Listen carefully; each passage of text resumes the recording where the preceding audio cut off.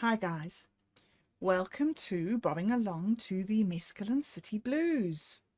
This is the second talk that I have had with Satori D of the Infinite Imaginarium.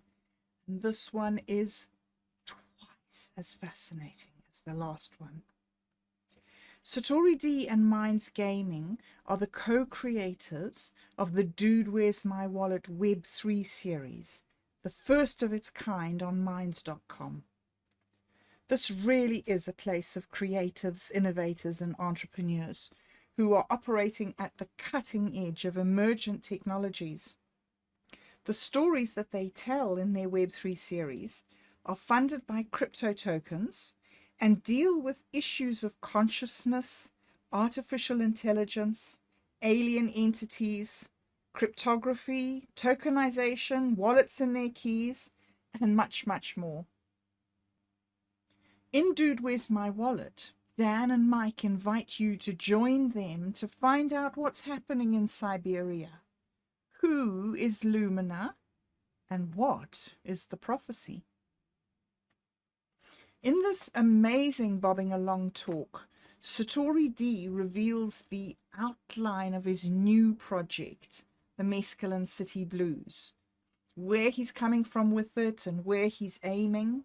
He gets deep into his own self-talk and his motivations, and he's also frank and honest about his inner journey as he's finding himself confronting the complex issues of life and death and love. He also walks us through the thought process of brewing and imbibing mescaline tea, and he recounts his experiences and insights and explains the evolution of his project. This talk is for entertainment purposes only. It's aimed at mature audiences and contains perspectives, opinions, and language that are not suitable for younger audiences. Viewer discretion is advised. I really hope you enjoy this fascinating talk as much as I did. And with that said, let's just jump straight into it. Okay. We're recording. Okay, well, that's cool. Yes. Right. Sweet. The last time on Psychedelic Sundays, we were having technical issues before the show started. And so, like, just like what we're doing right now, is like, okay, now we finally got the mic set. And then we just started talking. Okay. And I never remembered to record. So then after the whole podcast, me and Michael are like, oh, that was cool. Okay, see you next week. And then I go, hey, did you record our talk? And he's like, no, my computer can't handle recording. And I'm like, oh shit, that talk's lost in space now. Oh, dude. I've got a thing with that. I told you the other day that I was recording the chat where you did that sequence of pictures, the way you'd evolved them. Yeah, and I said I wanted to make a video of that. My whole video is messed up. I had a backing track on, but the backing track is like 6 times louder than my voice, and and I can't.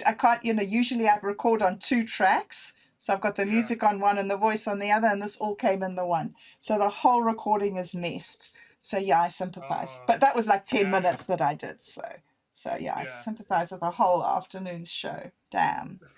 But in hindsight, I think it was good. It's like the things that we were talking about. Yeah.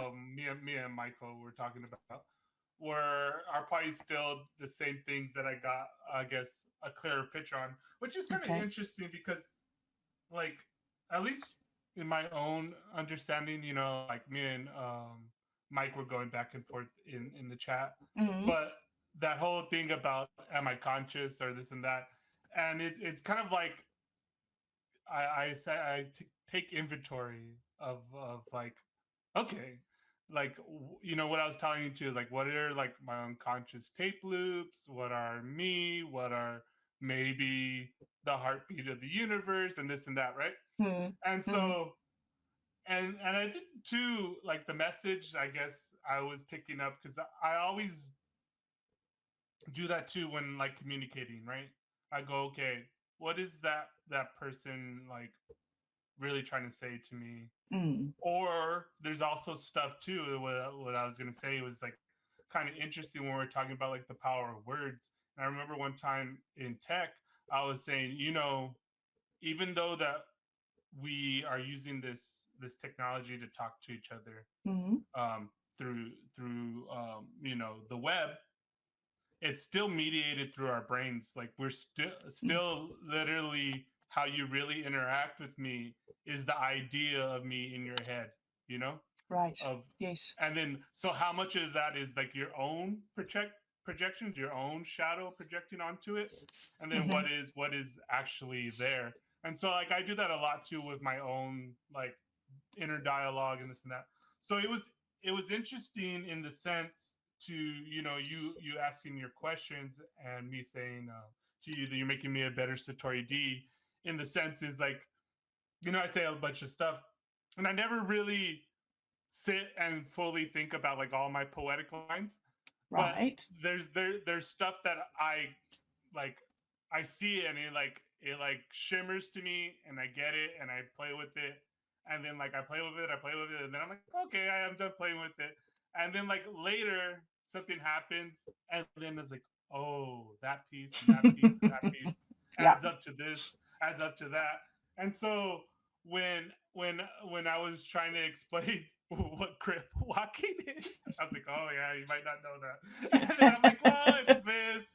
And then you were saying about like, oh, you dance like that. I was like, well, when the music's right, and then like the thing is that you know normally if someone who barely knows how to crip walk will look like they're crip walking, meaning you're spelling something with your Uh-huh. feet on the floor. And Right. crip walking means you walk but you spell out crip in it. But you could spell out Ah. anything with those dance moves, right? Mm-hmm. And I so see. it's like when people are faking their oh, I know how to crip walk, then they're not really spelling anything, or maybe Aha. they're just mimicking someone spelling crip or whatever. Okay. But what me and my friend Mandy used to do, that's the funny thing, is like me and Mandy, like in interactions in life, like in LA too, like it's a vast sea of humanity here. So like we're not like ghetto people or anything like that, and but so like our looks, right? But Mm-hmm. we're out there hanging out and smoking, drinking, and all this kind of stuff. And then I remember one time my friend Mandy, she was at this party. We're in our early 20s, and she was drinking a 40. We're smoking a blunt, and then like some music comes on, and she starts quip walking, and then I start quip walking, and then we just start playing. Like it's just me and her. Like no one's really watching us, and we're just like going back and forth. And then Mandy spells out her name when she quip walks, and I go, "Oh shit!" I was like, "Mandy, did you just spell out your name?" And she just smiles at me. She's like, "Yeah," but she didn't really say it. She just was like, the smile said, "Yeah," and I'm like, "Oh my god, it's so funny." And then so like from then on, it used to be like this like inside joke between me and Mandy. Like we'll be at parties, and like I said, like I'm more of a like if in my early 20s, if you saw me out and about, like you would look at me as like a punk kid. Mm-hmm. Like I would have like spiky hair, mohawk sometimes, Mm-hmm. all sorts of crazy shit. Anyways, and then Mandy was like, I used to call her Mandy in the Sky of Diamonds. She looks like an innocent little kid.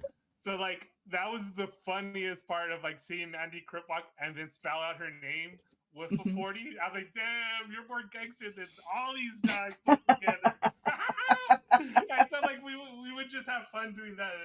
It'll be like this thing.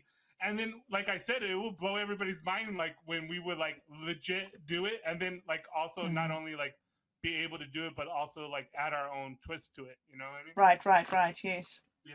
Yeah. And so it's like all to say like, well, it's actually, this is a dance, but there are like steps and skills to this.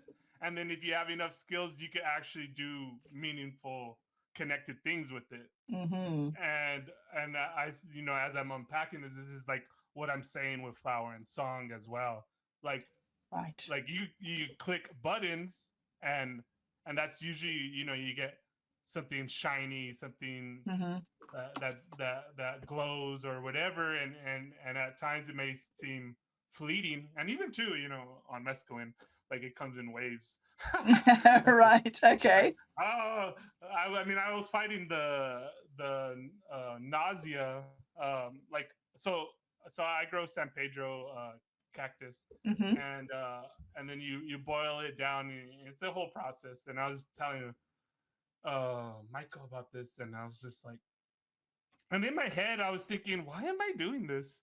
I was like, I could just go and like buy shrooms, or I could go and like ask my friend Rosie, "What are you doing today? Let's go have some shrooms," and she'll probably will give me some shrooms. It's like, why am I making it extra hard on me, like doing it this way? Yeah. And then so like you brew it, you have to like pill it, and like it's a whole process. And like I told you, like I come from fine dining, so like when I say like something's like tedious to prep, that means it's Mm. bad. Mm-hmm. I Mm-hmm. had to do some really hard things in my career that I would not want to do again. And so I'm like here, I'm like struggling to make this tea. I'm like, why am I doing this? Why am I putting myself through this? And then like I was battling the nausea because like it's the taste is Yeah. horrible. Yeah. And then it was kind of funny too because even and I forgot this from the last time I did it. So I drink it and then I and I take the first like chug Mm. and then I'm thinking, man, and kind of, they were reminiscing about like old punk slash crip walking Daniel versus Satori D, Okay. and I'm like, fuck. I was like, fuck. Back then, I was more ruthless. Like I could chug, and like Mm-hmm. and my this version of me, Satori D, is like, I don't need uh, to to be. I'm not young and rebellious anymore. Yes. uh, and so I was just like, fuck. I was like, and I just drank that, and it made me like, like Mm-hmm. gag. And I'm like, did I take enough? I was like, fuck, man, I used to be able to do this. I'm like, oh, I'm bitching out. Like I got it. I was like, I'm Satori D. I can't be punked. And I was like hyping myself up, and then I go for a walk, and I come back, and I'm like, okay, the taste wasn't that bad. I could do it again. I could do it again. And so I go, and I'm like, okay, this time, because when we're talking about rituals, there's a Yeah. legit way that the indigenous of Mesoamerica, broadly speaking, every tribe had different aesthetics to it, but the Yeah. main function was to the sacred four corners, and the progression of your thoughts, the progression of the song, the progression of how you do the ritual, all reflects the progressions of the cosmos, and Right. the symbol is the sacred four corners. So you start from the west, where the sun, um, and that's for birth and youth. Well, being born, because the sun gets born in wait, Mm-hmm. in the east, the east. I'm getting okay. Then it goes down on the west. Okay, so you go east. When it comes up, this is for birth. Then you go down to south, and that's for youth and rebellion. Right. Then when the sun sets in the west, that's for death. And then the north is for ancestors and the great spirit. So there's Mm. a whole marking beyond death that's there in in Oh. in this thought. So, anyways, so when I was hyping myself up to take the second chug of the mescaline tea, I go, okay. And then I face south. I'm all, this is for youth and rebellion.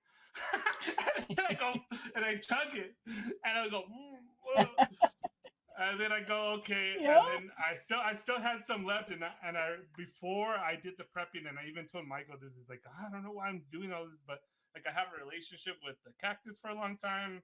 Mm-hmm. And I even remember the last time I did it. I go, look, man, I'm taking a lot, but I'm not going to do it all the time. I just want to see what's up. Like I was negotiating with them. I'm like, look, I don't mean to harm you. I'm just going to take this much. It's not going to be for all the time, but I'm going to take care of you. You're going to be cool. It's going to be chill. And then, so then I go back like, Yep. I think it's 2, 3 years later, and I take off the portion that grew from that the portion that I did it last time. And so I told it that I was not going to waste any of it. And so I still had another chug to do. And I'm like, you know what? This is for the ancestors. And I poured it down. I poured the rest down. I'm like, I took the second shot for Youth and Rebellion, but other than that, it's like I'm not gonna waste it. I'm gonna sacrifice it to the ancestors. But no, the fear of the taste is too much. Too And then much. it was kind of funny because so then it takes like so I take the first chug like at 5:30 in the morning Right. or 4:30 in the morning, something like that. Mm-hmm. And then then I walk and then I muster up the courage to take the second one like 30 minutes later, right? Mm-hmm. So I take it, the second one, and then I think because I had to get over the first initial taste and like get it out of my mouth and work up the courage to try to do it again. And I Mm-hmm. did it again. And then so then the same process, I get it out of my mouth and I'm like, okay, you know what? I'm doing pretty good. It's like I'm gonna smoke a little weed and just to kind of relax Mm-hmm. and chill and then put on some music. So I go and do that. And then it was like in waves, it came back again. Like an hour after I took that first chug, Mm-hmm. like when it started to hit, like the taste and the nausea came back. Oh, I was like, right. oh, I was like, I'm back. You thought it was like, oh, it wasn't that bad. How about now? And then I'm like, oh. I was like, oh, maybe this is why I don't want it. This is why it took me so long to do it again. And I Yeah. was just like, Mm. and then I was like, oh, this is not good. And then and then the thoughts were like, man, I hope this is worth it. Like, because that's the whole thing too. Is like Yep. if I do it like half measure, then it's like I have all of the bad stuff without Mm. anything good to report back, right? Yep. Yep. Like, I kind of make the announcement too to Michael, like, oh, I'm gonna take mescaline. And I come back, I'm like, yeah, all I did was throw up. It wasn't good. I was like, Yeah. oh, No, not good. No. and so like I'm having my own like inner battles with my own mind, Yep. and Yep. then so then that first wave comes from the first chug. Mm-hmm. So then I'm like, oh, and then I drink water, I'm throwing up, and then I'm just like, and then 30 minutes after that Mm. the first, so that I took that second chunk, that second wave came, and that was worse than the Let's see. first one Oh because no.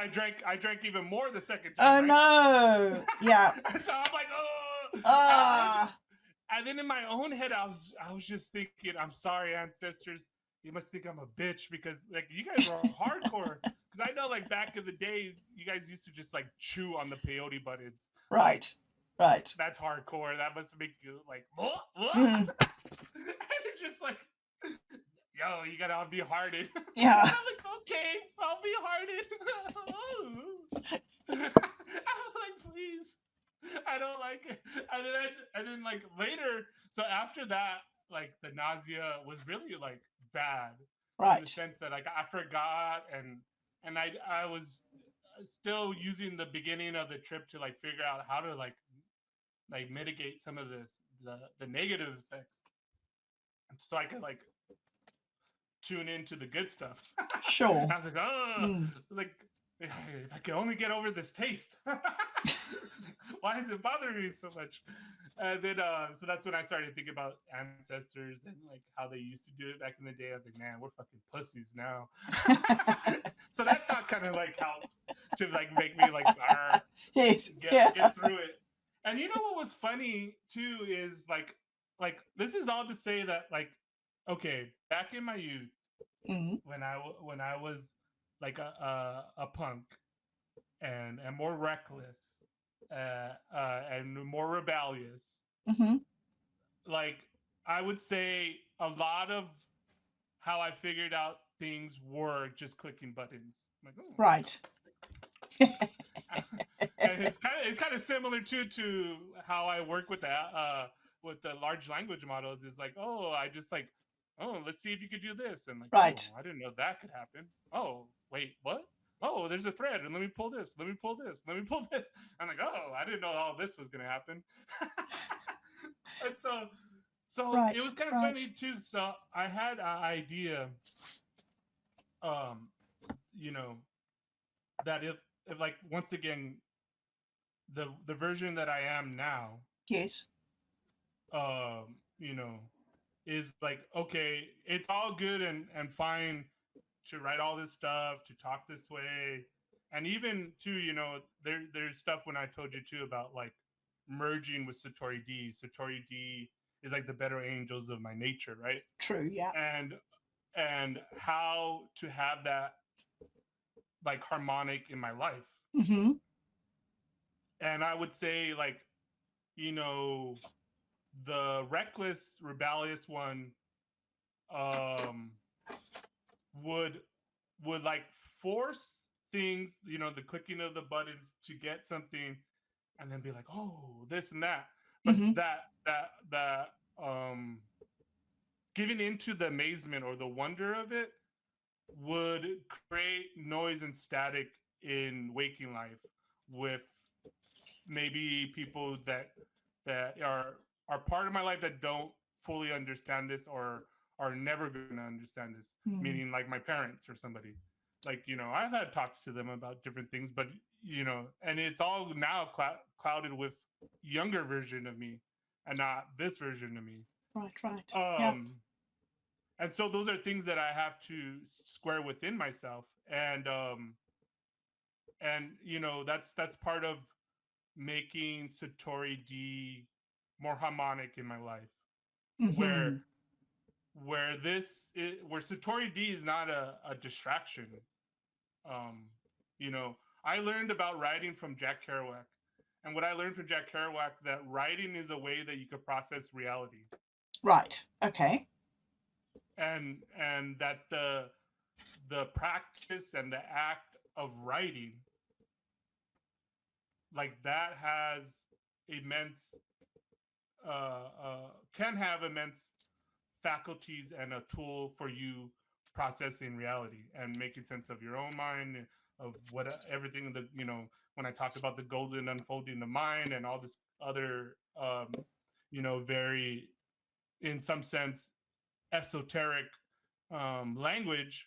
Mm-hmm. But um but I am pointing to these complex experiences that I've had and trying to find the concept and words so that I could describe it, but also to describe it so that I could use it. Like, when I like pre-programmed myself to watch that video that I did, it was like, and most of the videos, especially if they're really good, are videos that happen and they're not necessarily like created by me. Like Right. they unfold and I'm part of the unfolding. Like that one Jolly Good LSD for Satori Mm-hmm. Dalek coders, that was a lot of Jolly Llama and a lot of within the vacuum, and then like us talking about that. It was so funny because I'm like so in sync sometimes that I do the thing before it happens. Meaning that ancient songs of healing and stuff that within the vacuum put in the when he was on LSD, and he put that in the chat. He's like, oh, this is the tune for the day, and then Oh, he was yes. all vibing on it. And then I was like, oh, when I have time, I'm gonna really listen to it. Mm. And so I put it on, and then it was just so happened that I was looking at this because I'm me, and I get like all this like really crazy like visual digital like visuals, Mm-hmm. like those two things that I put in the loops for those songs were these mathematics. Wow. um Yes. The so snakes this guy, going down yeah, towards the hole. That was fascinating. I was just yeah, hypnotized by those. Yeah. yeah. And so that's a mathematical equation that creates those visuals, and it goes in a loop. So they're mathematical structures, you know. That's what I think I like Yeah. about those. Yeah. They're like literally, like quantum physics stuff. Mm-hmm. And So, those higher dimensions that are visualized, um that and so I kind of pre-programmed myself before I took the mescaline by watching that, right? Right. And I kid you not, like, and a part of the thing too was like, so I don't think I took as much as I like the dosage wise as strong as I did the last time, Hmm. but even the weaker version of it, with me being me and being more within my faculties to describe things, to write things down, to be like, oh, I know this, blah blah blah. Oh, this, Right. Right. yes, the songs of eternity. Like I don't have to like be stuck on. I'm like, oh, that's oh, I know. Of course it's that. Like, move on. Of course, the song lines of reality are made from the flower of life. What do you think you're talking about when you say flower in songs, you idiot? Like this is a cokehead being ruthless with me, you know. It's like Right. Yes. stop it, you're being an Hmm. imbecile. Like Yeah, I hear you're that voice here. too. Yes. Yes. I recognize it. Like a yes, yes, yes. I'm sorry. And then it's kind of funny. So I think now I'll read some of the stuff that I was getting when I was writing notes. Okay. I'm trying to start from where it kind of begins because I write stuff. I'm always writing stuff, right? So I think this is part of being like is Satori D, just like when I was saying about writing being a practice and tool for process in reality. In the same sense, Satori D is not a distraction in my life, but it's a way in which I harmonize and process information and reality. Hmm. Um, and so I was writing notes before, right? And it was the Satori Dalek visions calling a Azakin, and Right. I did a song recently. Uh, there's this new song that I heard, and it just got me to sing some lyrics to it, or this spoken word poem, and it's like playing with calling Azakin, and I was just like, I did it because it felt right. But then later, I'm like, fuck, like, did I just create a cosmic crime? I mean, no harm. Dude. I mean, no disrespect.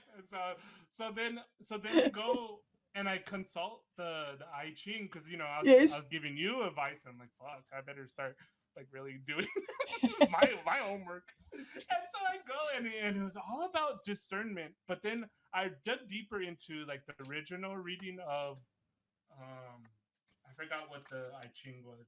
Hmm. The WoW was later.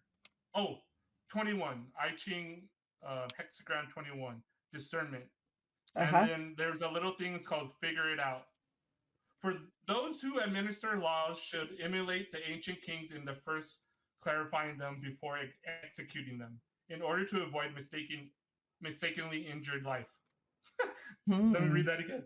Those who administer laws should emulate the ancient kings in their first clarifying them before executing them, in order to avoid mistakes injuring life. And we're talking about like defining the game, making Yes. sure that it's clear, like Yes. whether the game, the rules of the game, it's still in flux, and all this kind of stuff to avoid, I think, these cosmic hiccups.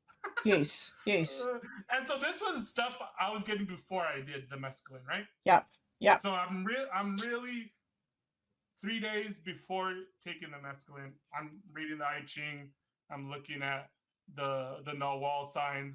Yep. Like for me, the null walls are like the conscious wave of the day. So it's like taking the weather.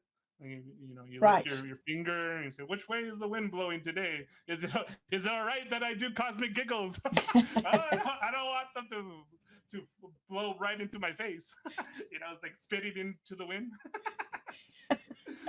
Yes. And so Yes. so Yes. that's kind of how I view that. And so I'm like, okay, Hmm. I'm like, and I on the show I'm telling everybody, kind of like be more attent and all this kind of stuff. I think that's really important with music, with your whole life, everything, Mm. anything, your intent, you choosing. I think that's the whole message of Handwords and Beowulf. That article that you wanted to like reread Yes. about free will, Handwords, Beowulf, what the weird, how they first forged that word weird and how they Hmm. were using it in that poem to express um like mechanics of dreamtime reality whatever Right, because right. and the thing is like this is the thing with disembodied poetics is like uh it has a certain ring and it kind of rings for eternity. It's still there. So Hmm. okay, Yes, well that may not just be my silly mind playing tricks on me. That might be actually something. something. so so I'm doing all this work beforehand. That's all to say that I think this is what helps when I finally under the Aha. influence of mescaline that it creates more depth like because after I got over the nausea Yep. I was able to do because I'm telling you like oh yeah don't worry about everything they're all harmonic and I'm like maybe I should really check the code check I've been doing all this math by hand I'm like let me get a calculator out and see if I'm doing it right and I'm like no I'm doing it correctly and then that's when the next lesson kind of like I had all that stuff that I think what I was telling you in the chat were like messages for you like these doubts these like where we're Right. going and everything that you were saying is like kind of like waves of like messages that I got and then like what I told you the stuff for Huh. me is like that is like because there was another part of the discernment when I dug in deeper to the hexagram Yep. and it said what was the phrase like figuring it out and it also reminded me of like reading the writing on the wall um I talked about that in the last psychedelic Sundays but anyways it says figure it out but the more ancient translation of it was something about biting through it Oh, right. and it said the only way you get to the next spot is by uh biting through it and then it went into this whole like imagery that like back in the day um like there was literally chewing on something like that's why they use the metaphor to bite through Mm-hmm. it Mm-hmm. is like to finally get through the outer like surface and into the core Right. and so that's why this poetic language of chewing on it like chewing on an Hmm. idea and That's this type of brilliant. stuff Right. springs from from that the Hmm. poetics of and so using something literal a literal mechanism of reality but also how that could speak more to the dimensions of what's going on Mm-hmm. and so when we're talking about the rounds of ideas and then we're talking about what I figured or what how I think the personal calendar the Mayan count the Tzolk'in the one that I told you about it and the ratios are for human gestation it seems like a lot of creative work um and getting to concepts follows the same mechanics Mm-hmm. like you need to digest the information you need to chew on it you need to chew you need to bite through it and then Mm-hmm. once you get there you still need a time for it to go through in your stomach to Mm-hmm. digest and then during that time when I make that poetic line time that's how we get wine and Right. it's just like don't worry like it needs to ferment it needs to just do its thing like the it's like watching a pot boil like the more you want to do it the longer it seems Yes. Yes. Yes. Yes. that's Uh. so Yeah. so all of that stuff that I was putting in my head before I got there and then I was talking Right. about the stellar serpent right Yes. and so um that has to that's also 2 3 is the cosmic tone of Trinity like going beyond duality into like the Trinity. And Ah, there was I think something too in that sense, because I think all this stuff kind of like primes your mind so that with that in the right set you could like get further along in chewing these ideas, right? So mm-hmm. I really wanted to chew on Flower and Song. I really wanted to chew on um, all this stuff of the first poets, um, and all this kind of stuff, you know. And that's the thing too is like okay, and you know, it's like okay, we're playing with all this stuff, and then now we're getting like eerie images Right, yes. that even make me go, that's a little weird. Mm, Like, and I'm like, oh, okay, like, and then so part of that was like me making sure that I'm not just telling myself this stuff, and I'm, you know, the John Paul Sartre has a concept of bad faith, and bad mm-hmm. faith is when your inner monologue doesn't sync with what you actually do, Yes, and so that's bad faith. Yeah, and you should only be concerned with your own bad faith. Um, but yes. anyways, so I'm constantly. I mean, this is part of the punk thing is like, and even when I say I'm from the streets, it's to signify that like, no, I'm legit. Like, no, I really did do these things. Right, right. Yes. it's it's like my sense of being legit, or the sense of like honestly trying to come to the best sense of it that I Mm-hmm. can. And so anyways, the next sign for the next day was called the well. And so I kind of like, so this is before the mescaline.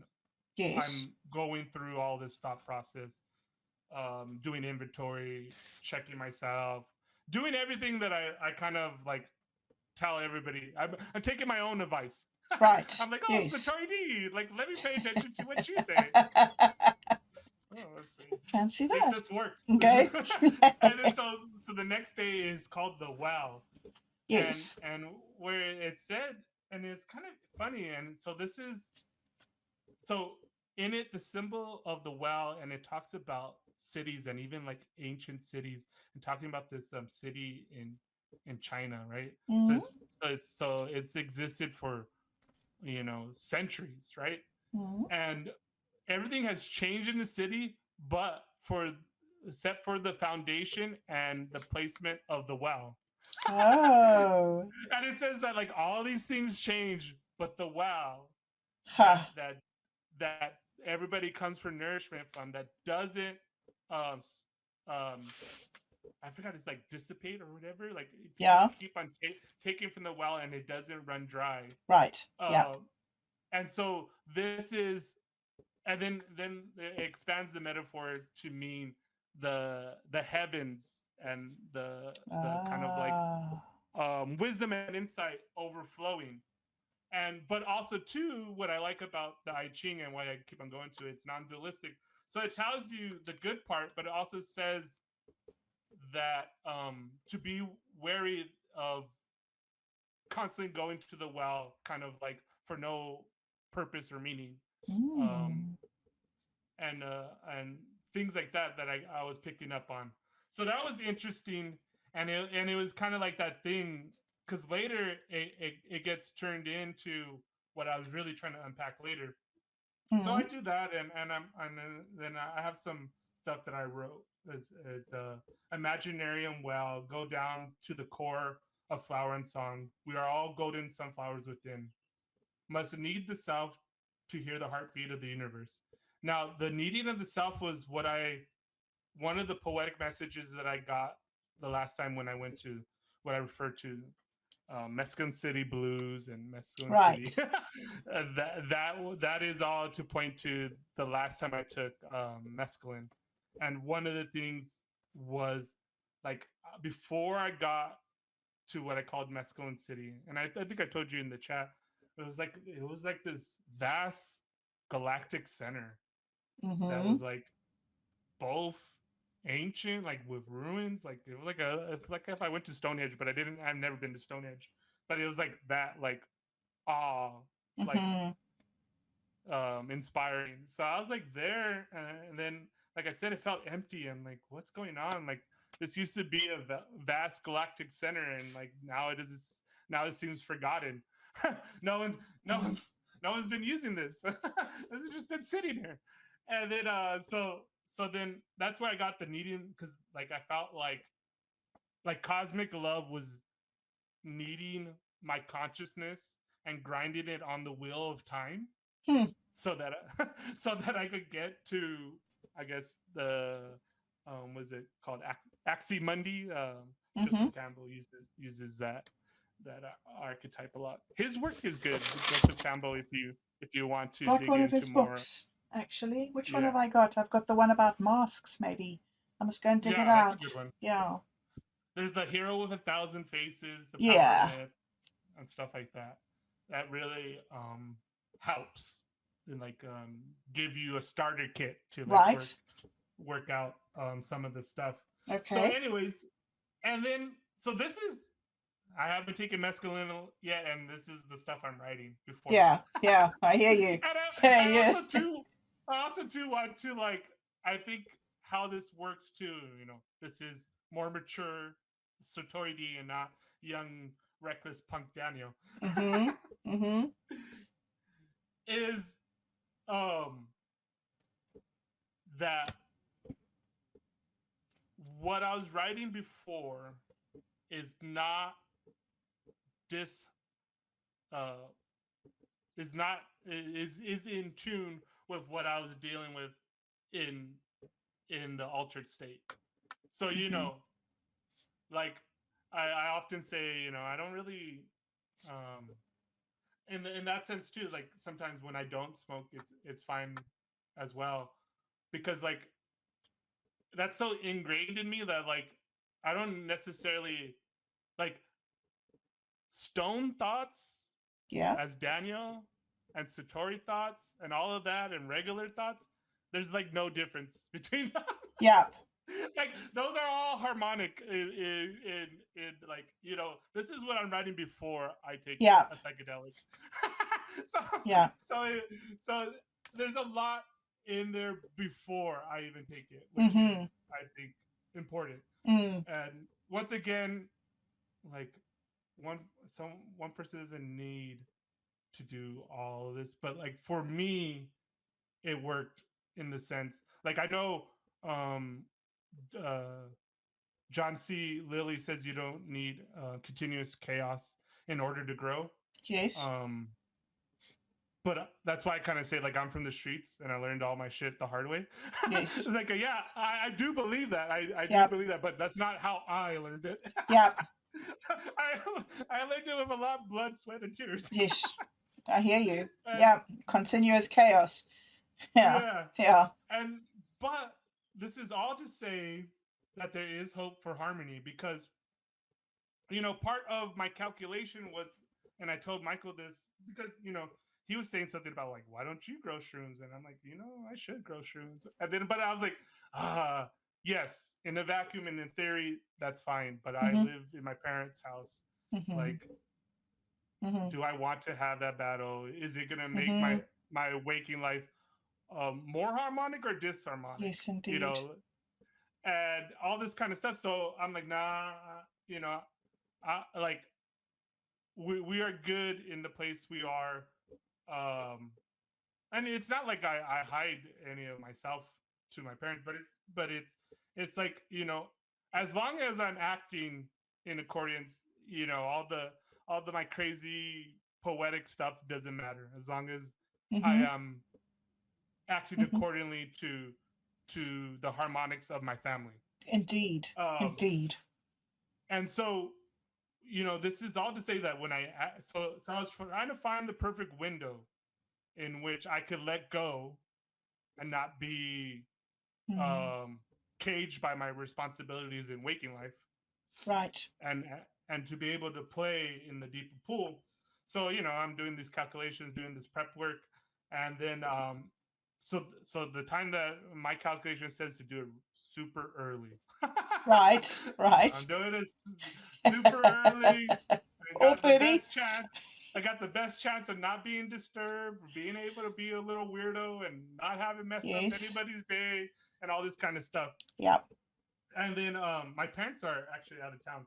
So anyways, so that's what gave me the time and space to like Mm-hmm. actually make the tea without getting looks from somebody. Like, what are you doing? Oh, I'm just deploying my consciousness into cyberspace. Yeah, and it's not gonna Yeah. go. That's That's not a gonna go yeah, down well. So, interesting anyways, so conversation. I take it, and I'm fighting through the, the nausea and Mm-hmm. going through my stuff, and then I'm like seeing the in between and noticing like what I told you, like the the the flower of life, like structure, like this was like visual in Yes. waking life, like Yes. outside, sitting down, and you probably know this. Like in the early '90s, there was these um, posters and artwork that were called Magic Eye, and they were like computer generated. And if Mm-hmm. you like crossed your eyes and let Mm. your focus, you could see this like 3D 3D. hologram Yeah, image in it, I right? remember those. Mm-hmm. Mm-hmm. And this was similar in the mechanics and adjusting my my visual field. Mm-hmm. And once again, this is like I said, I'm like priming myself. So I'm like, oh, is this like half like I before I took the mescaline, like I'm preloading, kind of like what I do with the LMLs. Like I'm okay. Before I Mm. even like get into play, I'm like, okay, let's have a favorite reference. I wrote this blog. I mean this by this. I Right, go through like right. a list of things, and then I go, okay, let's do this. How about this? And then I get wild results. So in the same sense too, I'm like preloading that stuff in. So Mm-hmm. once I see, like, because I was trying to distinguish the difference between like why did I want to take mescaline versus um psilocybin. Psilocybin's Right. easier. I have more experience with psilocybin. Mm-hmm. Me and Michael are talking about psilocybin way more. Mm-hmm. um and we're talking about it like the origins of language and flower song and its place in it and all this kind of stuff. Ah, I see. and Okay. then um and then I'm like, so why mescaline? And then when you were asking about that link to the blog, I had to go back in my blogs. I'm like, which one are you talking about? So I go and I'm like digging, and there was a line that I put in there in one of the crazy flower song stuff that, and I remember it was a because I reread it, so I remember the process that there was this spit out from Claude, and then I like what I do when I publish it. That's what I mean, like, oh, it's like work in progress. What I send you from WebSims, because Yes. before I like would post it in a blog or post it, I make sure I edit it. Like, oh, Right. is there anything in there that I don't like? Okay, I'm gonna change that. And then Yeah. I had something about psilocybin, and then I put in mescaline. Oh, Like right. it didn't say that. I was like, no, I'm putting Yeah. in mescaline. And then like so I forgot about that. So when I read it, I'm Oh, like, oh, interesting. I put mescaline in there. I was like, Wow. I still like I'm still chewing on mescaline. I'm like, why am I Yeah. doing this? What is going on? Right, So right. Yes, so okay. then and then flower fest songs. So there's this poem and that I played, and so part of like my contention is like, if we take what Terrence and even what the mushroom is saying seriously, then like language, or at least how we use language, kind of evolved from our relationship with the mushroom in some Mm, sense. And so I was just thinking about that in the proto language, the organic mind. Flower songs are the unfolding of mind, and then so like I'm playing with this poetically. Is like flower fest songs from a bee shaman's codebook, proto language and the organic mind. This is why we rhyme. It springs within the well of Imaginarium, always within. And so, I'm kind of in a lot of sense wow. priming my own self. Flower Wow. songs of our ancestors. How how your dream spell, this gives the machine fright and gives you sight. Okay, now I'm in, and now I think I already drank mescaline because I have a phrase in here that signifies that. Purge, Okay. dark green slug, chug Aha. for my youth, for the real punks never die. Why? Beauty is a killer. She's always killed me. So good. So That's it's so so funny good. when I channel like Satori. These like sing-songy like stuff that I say. Yes, It's yes, so yes, funny. yes. And then I It's go, ah, yes. It's brilliant. the second round of youth and rebellion. This is when I started drinking Right. again. Ah, yes, I still remember how to dance. The songs of eternity. This little two-step. And so this is like me like pushing past the nausea.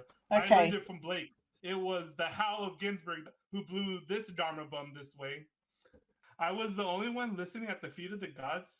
Shit, son, watch out. Do these fuckers even know that I know how to crip walk? I keep telling you, I'm from the streets. I'm like literally saying this to our It's subject. so good. He has to sit there and me just saying all this Yes. weird shit to him. He's like, what are you doing? And then I go, shit, time for some Mescaline City Blues. Right. God, we got to do something about that taste. So, this is me. Then still working through it. And then Yeah. I kind of get through, and I literally mark it, but I put like a line to kind of like symbolize in my own thoughts that this is like I had that thought, and then I kind of like went away, and it started Hmm. kneading, and then I got to a good part, meeting the other agents, our merry band of misfits. That's the first poet. Right. Man words forged within our soul, blood on the floor. It will always be mine. The walls post with it. Wow. I love it. Waiting for you, our soul, in the psychedelic mist of new dawn. Oh, So in the yeah. morning, like the sun didn't come out when Right. normally there was like this fog, this mist that did, and like now the sun's out. And then I told you, oh, I went to go walk underneath the sun Yeah. because I like the whole way out. That's why I wrote that line. I'm waiting for you, son. Where are you? I want to sing and dance under you. I Oh. I de- I declare the first poets be ready for you. Oh wait, I declare the Right. first poets be ready for you. Frankly, I'm shocked you are not right here with me. My son. Oh yeah, I'm like telling him like, what the fuck? I'm here and you're not here, son. I'm here. I'm supposed to declare my flower song and you're not even here to witness your ranting. My son, I'll be waiting here for you when you are done. It seems like there's no party up here, huh? Oh. Cosmic love. Let's fuck some shit up. Like, what the fuck is going on? That you're too busy to come play with me.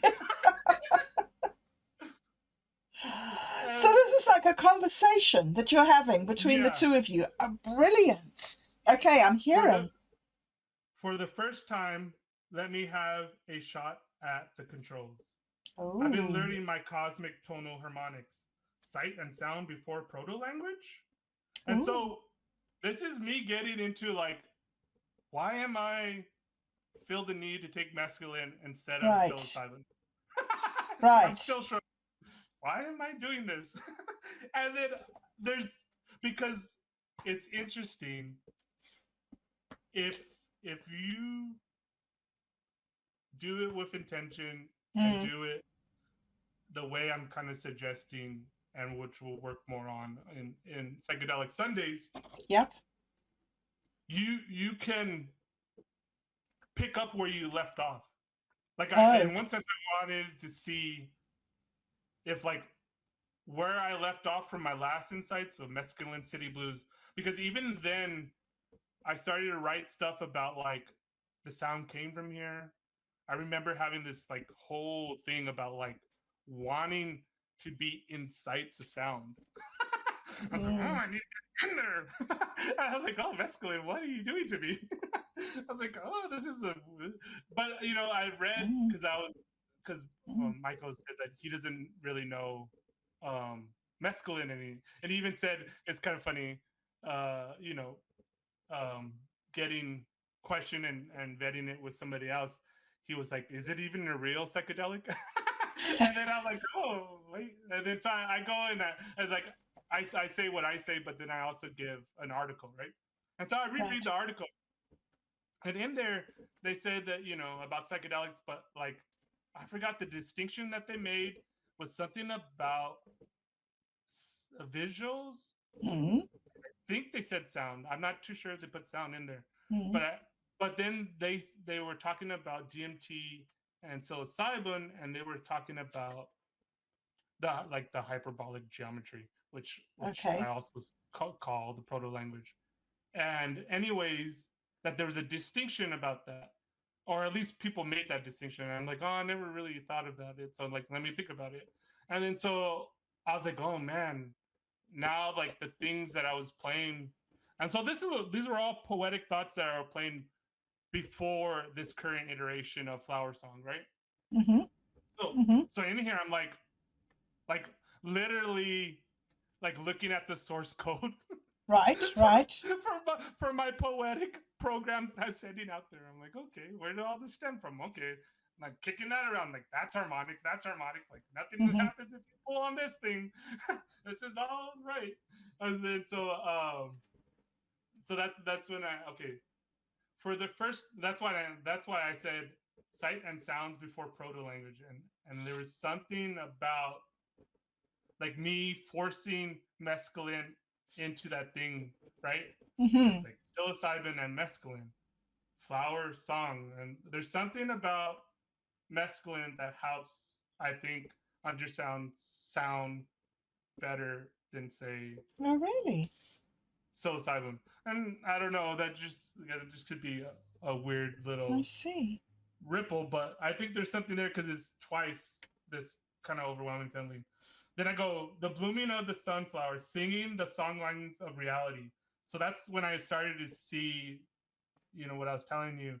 It's like I was outside and I was noticing, like, okay, psilocybin, you see these intricate patterns that are like seem embedded into the fabric of reality. Like Mm. everything has like this mesh of living, breathing language, Yes. and it's there, and it's like like trying to speak to you. Right. Um, and then on mescaline, there's a little bit more like clarity, but there's also like your visual acuity is like more than I think on psilocybin because like and this is something too that I when I was talking about Mescaline City, like this is overwhelming, like neon, luminescent, like translucent, holographic place. Mm-hmm. But like what I was playing with, like there's what you could play with too when you close your eyes, and Yes. which was pretty interesting because I was getting things I never got before. Um, maybe the things that have happened, but I just never stopped and like, Mm. well, let me write notes about this, about the transition. Right. And Sure. Yes. and Yeah. like I kid you not, this it's if like in some ways, how they say a picture speaks like for like 1,000 words or whatever. Yes. Those images of like the cryptopoetic shaman like etching on a stone tablet, Yes. and then there's like a computer one and this and that. Like I felt like when I was focusing in on the transition, and there was like this glimpse of Mm-hmm. like Satori D, let's say, sitting in like a cubicle working on his tablet. Like, oh, let me write the new song like Right. like, what? What is this? Like, I'm just like some telephone marketer in Mescaline City. This is what I do to kill time. Wow. Yes. I'm at the phone banks of Mescaline City. I was like, okay, that's a little interesting one. Interesting. Nor did I necessarily like put that on my focus, but it was funny that like that that kind of stuff was coming in because then like Mm, things mm, that that even I have read several different times, like William S. Burroughs, he writes this book called Naked Lunch, and Naked Lunch is based off of his actual experience with taking yahe, which is mhm, ayahuasca. And what's important about the yahe letters and Williams Burroughs and this moment, he's probably the first modern Western artist to take one of those old sacred drugs.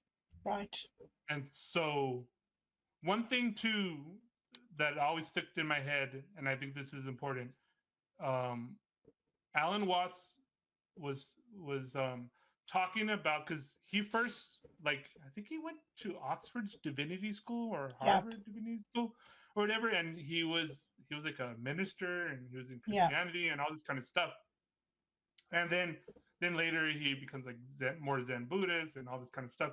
But Mm, there's this lecture him talking about that, and he goes, a lot of times we have these talks, and he says, what it is why modern people are getting into Eastern philosophy more is because poets and artists are reading the old like Tao Te Ching or the I Ching, mm, um, and then they are retranslating it and bringing it up to date so that the words that are mm, being to express those symbols are actually in a more modern tone so you can hear them and stuff like that. mm, And and um that is to say that I think that's what's important about William S. Burroughs and the Yahe letters, right. that this is one of the first times that an artist who like his work is dealing with handwords and uh, forging, sculpting language, and Burroughs is one of the craziest fuckers. Right. And then him trying to figure out how to explain this fully, and Right. basically it takes his whole life, his whole career to explain this one like trip that he had Mm, on Yahe to kick his heroin addiction. But in there, he talks about like these scaffolds and like these weird things that like I remember when I read them, I thought, oh, that's cool. But like, and then even reading further along when I read like the Yahe letters, these are private notes that he wrote to Allen Ginsberg, and I go, oh, I get it more. But then I was like, I've done a bunch of psychedelics, but I actually never got like exactly what he's talking about. mm. Like it doesn't. And then all of a sudden, like that transition, I was like, oh my god, this feels like Naked Lunch. And Oh. I'm like, and then I started to play with that idea more. I'm like, oh, maybe because also too, when I was playing more with the idea about mescaline, like mescaline in another way too, um, Aldous Huxley, when he writes The Doors of Perceptions, which kind of brings psychedelics into the consciousness of modern Western mind, is he took mescaline. Mhm. Um, and I remember, like, oh my God, actually, Michael's asking, oh, is mescaline even a psychedelic? It's like, oh, it is the classic psychedelic. I was like, the doors of perception were open on mescaline. And then I was like, oh, there's more to find out here. And, and so I had fun doing that. Mm, And the reality mesh made up of the skin of our dreams. So when I was talking about like, so you see the structure of the flower of life that is like this invisible structure to reality. And then mm, like using the heightened visual perception, I kind of like did that magic eye thing. And Right. so I was like focusing on the pattern without focusing on it. Right. And then that's when like the 4D image like emerged. And Ooh. it was like it was like if I was seeing it through like a well. You know, it's kind of a little fuzzy, but it's there. It's like, okay, I can get it. And then this is when I told you the later part. The reality mesh is made up of the skin of our dreams, and that's like Mm. that soap bubble of possibilities that we could blow Yeah. into these reality bubbles. Right. And then I was having Yes. this weird idea too. Is like that is the function, broadly speaking, of of our stories. You know, I think there's a thing that I keep on saying about like people only endure reality, they live in their myths or something Mm. like that. It's a Robert Anton Wilson thing. And you know we so like what we're talking about, symbols, these symbols are work because they're beyond our individual mind. They're a structure of something real that's there, that we put a word to it to signify, and then like our relationship Mm. to those ideas and concepts um help to like blow up this bubble. And then I go, really the only job for a Dahmer bum is to bring a little bit of more harmonizing into this side of existence. Mm-hmm. We are dancing the every wind into existence. Shit, homie. If I said it any clearer, you wouldn't believe me if I told you. Oh, that Yep. one's for you, Bob Dub. That one's for me, No, dude. no, I believe that's directly to you. Satori D, the bee shaman. send, Yes. sending messages to Bob Dub. I think I so. told you, We are I dancing told you reality all into that existence. that I used to dialogue with the past and monologue with the future over psychedelic brunches. But now, when we hear the sound, just drop everything and dance. And like, you know, we could philosophize and mull over the details, in which I like. I mean, you see me, I go crazy. You know, you ask me one question, I give you, I'll give you the keys to the kingdom. Cool. And then later, I'm like, oh, did I throw it too far into the deep end? No, not possible. Throw, throw. And then, but then, because I had music playing, while you know, Right. this is all like ebb and flow to it. And then I just heard, you know, the right sound that like makes me Mm. believe in the heartbeat of the universe. And then I was like, okay, that's enough writing notes. Now I need to drop everything and just dance. And so just like Oh. dance for a while. You know, showing cosmic love. Hey, no, I really do know how to crip walk. Here's Daniel. Because I am here, and so you know this is part of me declaring Yes. me and my people of flower of song as one. Hmm. Wow. Then I get into where now I feel all right. You know, I told you before I took the mescaline, I was thinking, I kind of went like, did I go too far with the Azakin stuff? Like, some things just shouldn't be said. and then, and so then in here is like Azakin was like, like, Ah. then like Azakin kind of like steps in a little bit, Yeah. peel off. Then he goes, peel off the skin of your dreams. You Ooh. are the one who wanted to see. Now you don't. And then I go, Mm. fuck you. I'm Satori D. Let's get weird. I'm from the streets of the fallen angels, but I'm also of the pyramid of fire. They really thought Ooh.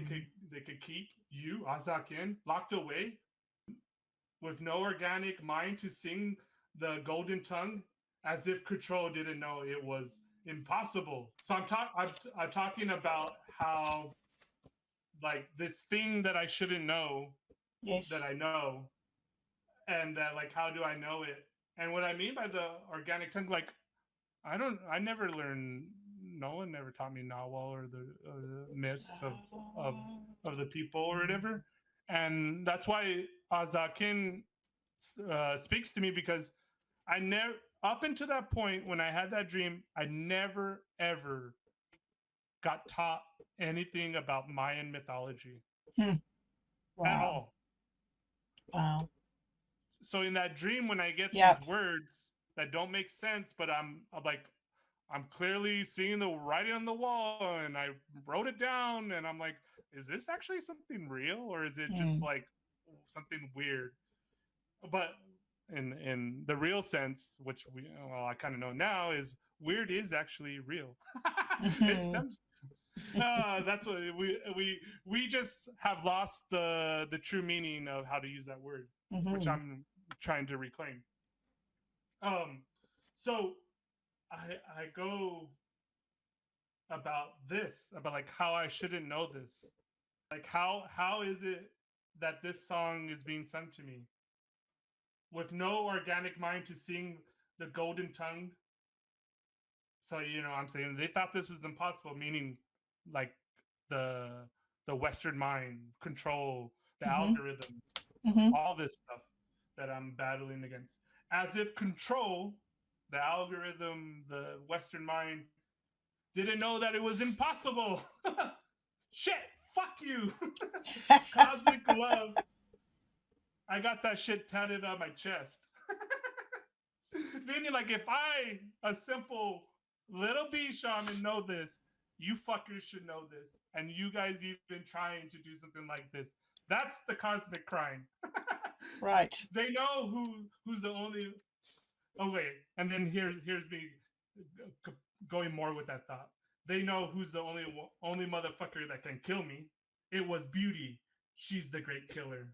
Hmm. For when my flower is done, you can have my song. But watch how I grow and grow and grow. Hmm. Hmm. And and then so now you know after I do that, then like a lot of stuff happens. I'm like not writing. I'm Hmm. it's insight, visions, and thoughts. And I'm gonna Right. play with this. And then I get into this thing because I read that article, and then I was kind of like seeing if I could play with the filters and adjustments of this new little thing that I have in me. And then so I was able to like really like normally like I said, there's no difference between stoner me and sober me, and I'm pretty imaginative. I could envision things. I'm pretty good at that. Hmm. But when I say like envisioning it with on mescaline, it's not there's this line that I said when I'm talking about dreaming. It's like when I was talking about the skin of my dreams or I forgot the word, but it was something about like I'm not talking about wishful thoughts. I'm talking about what is behind the mind's eye. Hmm. Um, and so that's what I'm talking about dreaming and dreams. And so when I get to here, and I'm like, so now I'm like visualizing certain ideas, like like at a higher level than I could normally do. Hmm. And Hmm. so I'm like, oh, this is interesting. And for the longest time, because I've been dealing with shaking the pumpkin, flower song, Right. Right. poetics, just embodied poetics. What does this all mean? What does Allen Ginsberg mean by the golden unfolding of mind? You know?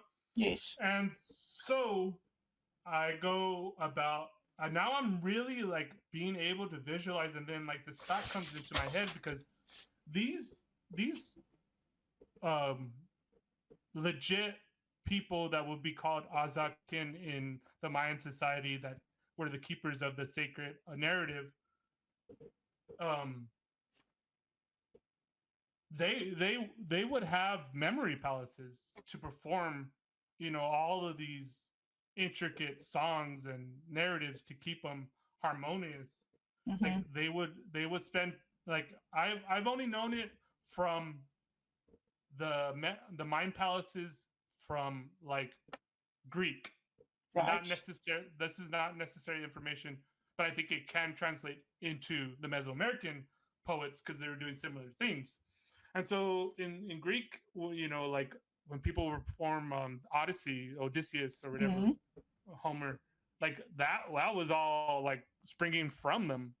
They didn't had anything to, you know what I mean? Like they had ways to remember things, but part of what was lost was the memory palaces. Like they would Yes. envision these they would construct grand cathedrals inside their mind's eye and like house information there, and they Mm-hmm. would like physically like index things, and then like they'll be able to like recall them when they needed to, like perfect, and be able to bring them in.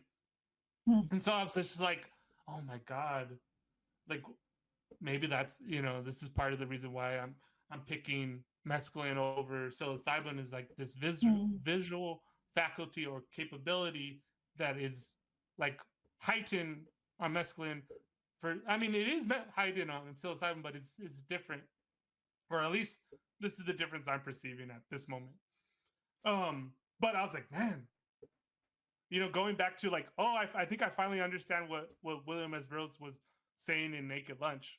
And then I was just like, oh man, like I do think someone could have a memory palace and be a great poet without like using psychedelics to construct their memory palace. Mm-hmm. But I think you could engineer it like fucking uh Da Vinci using Mm-hmm. mescaline. That's what it seemed like to me. I was like, oh my god. I was like, oh, you could just start doing this like that.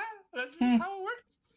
Okay, and then I go. Then after I start playing with that thought and like really visualizing mind palaces and other things in, this is like with me and my eyes closed.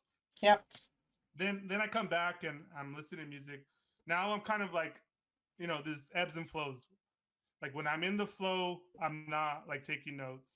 I'm trying not to really think that much either. I'm just trying to be like in the sound or in that visual or Mm-hmm. in that thought, like totally.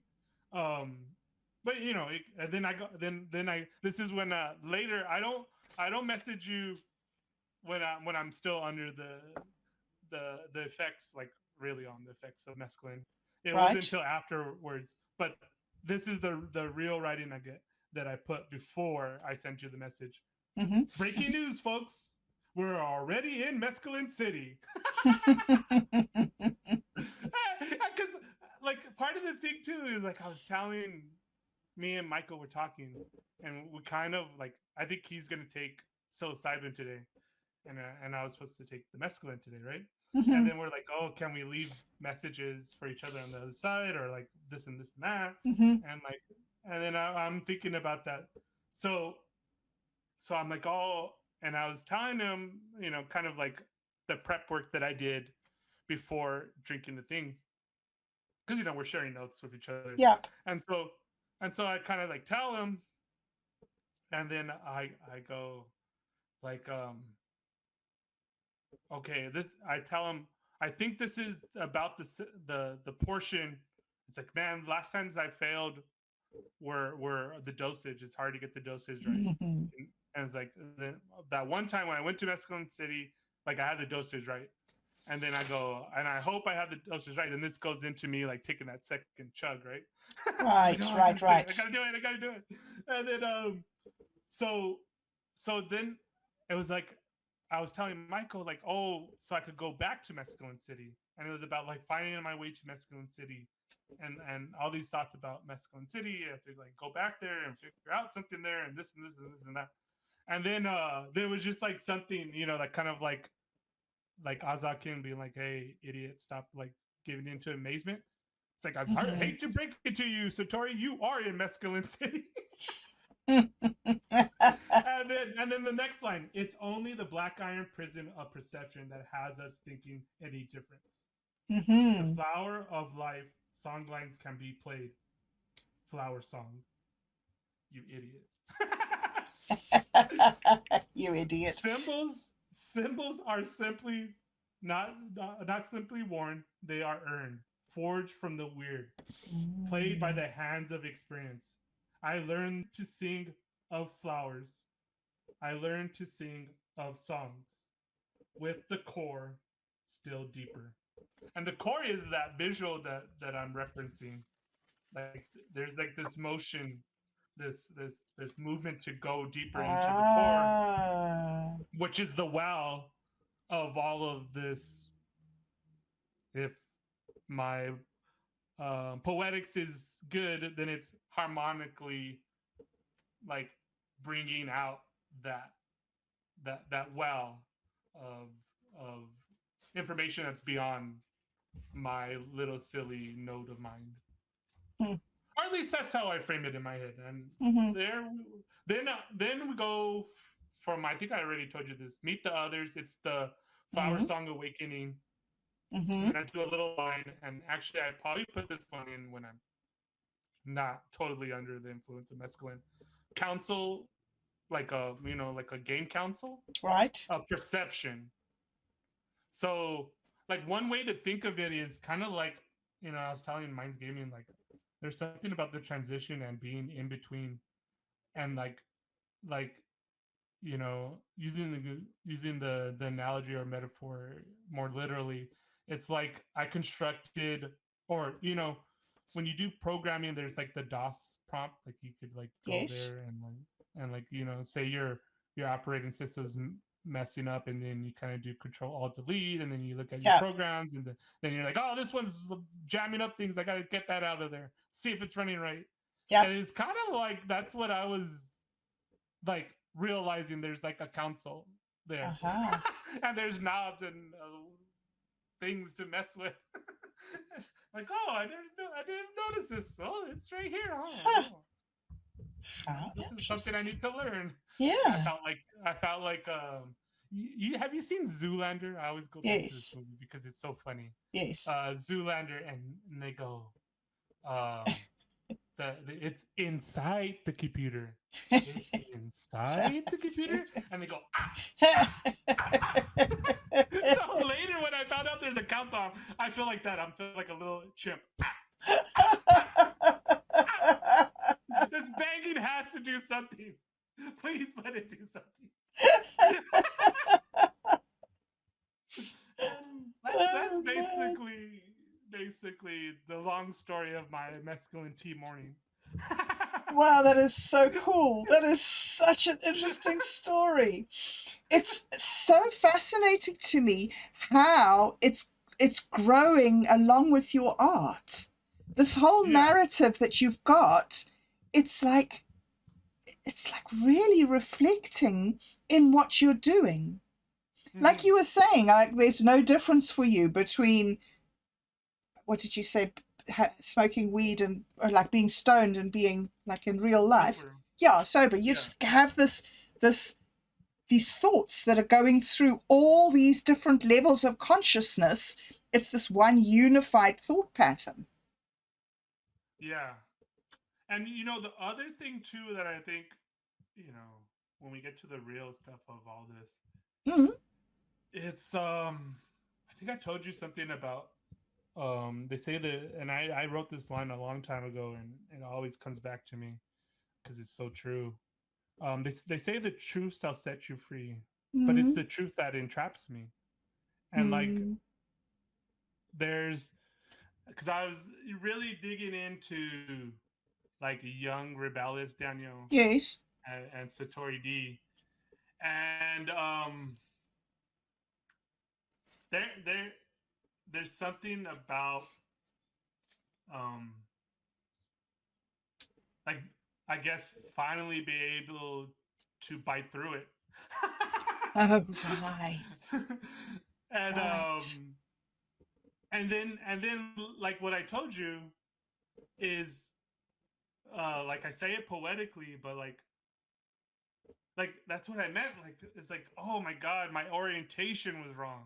That's why it didn't make sense to me. I was planning this map that we Ah. weren't in Mescaline City, that we were somewhere else. And no, we are right here in Mescaline City. City. Yes. Now everything makes more sense to me. Mm, It's like I had the map like inverted. Right. And then I went to my table, my little cubicle where I make my little marks in Mescaline City, and I go, oh, if I flip it over, it makes more sense. Right. Gosh, that Oh, is you so idiot! interesting. You idiot. So now this is reminding me of that dream that you had where you had that word imagine, but Oh it was yeah, imagine backwards. yeah. It's like once you recognize the writing on the wall, then you can Oh. transcribe it.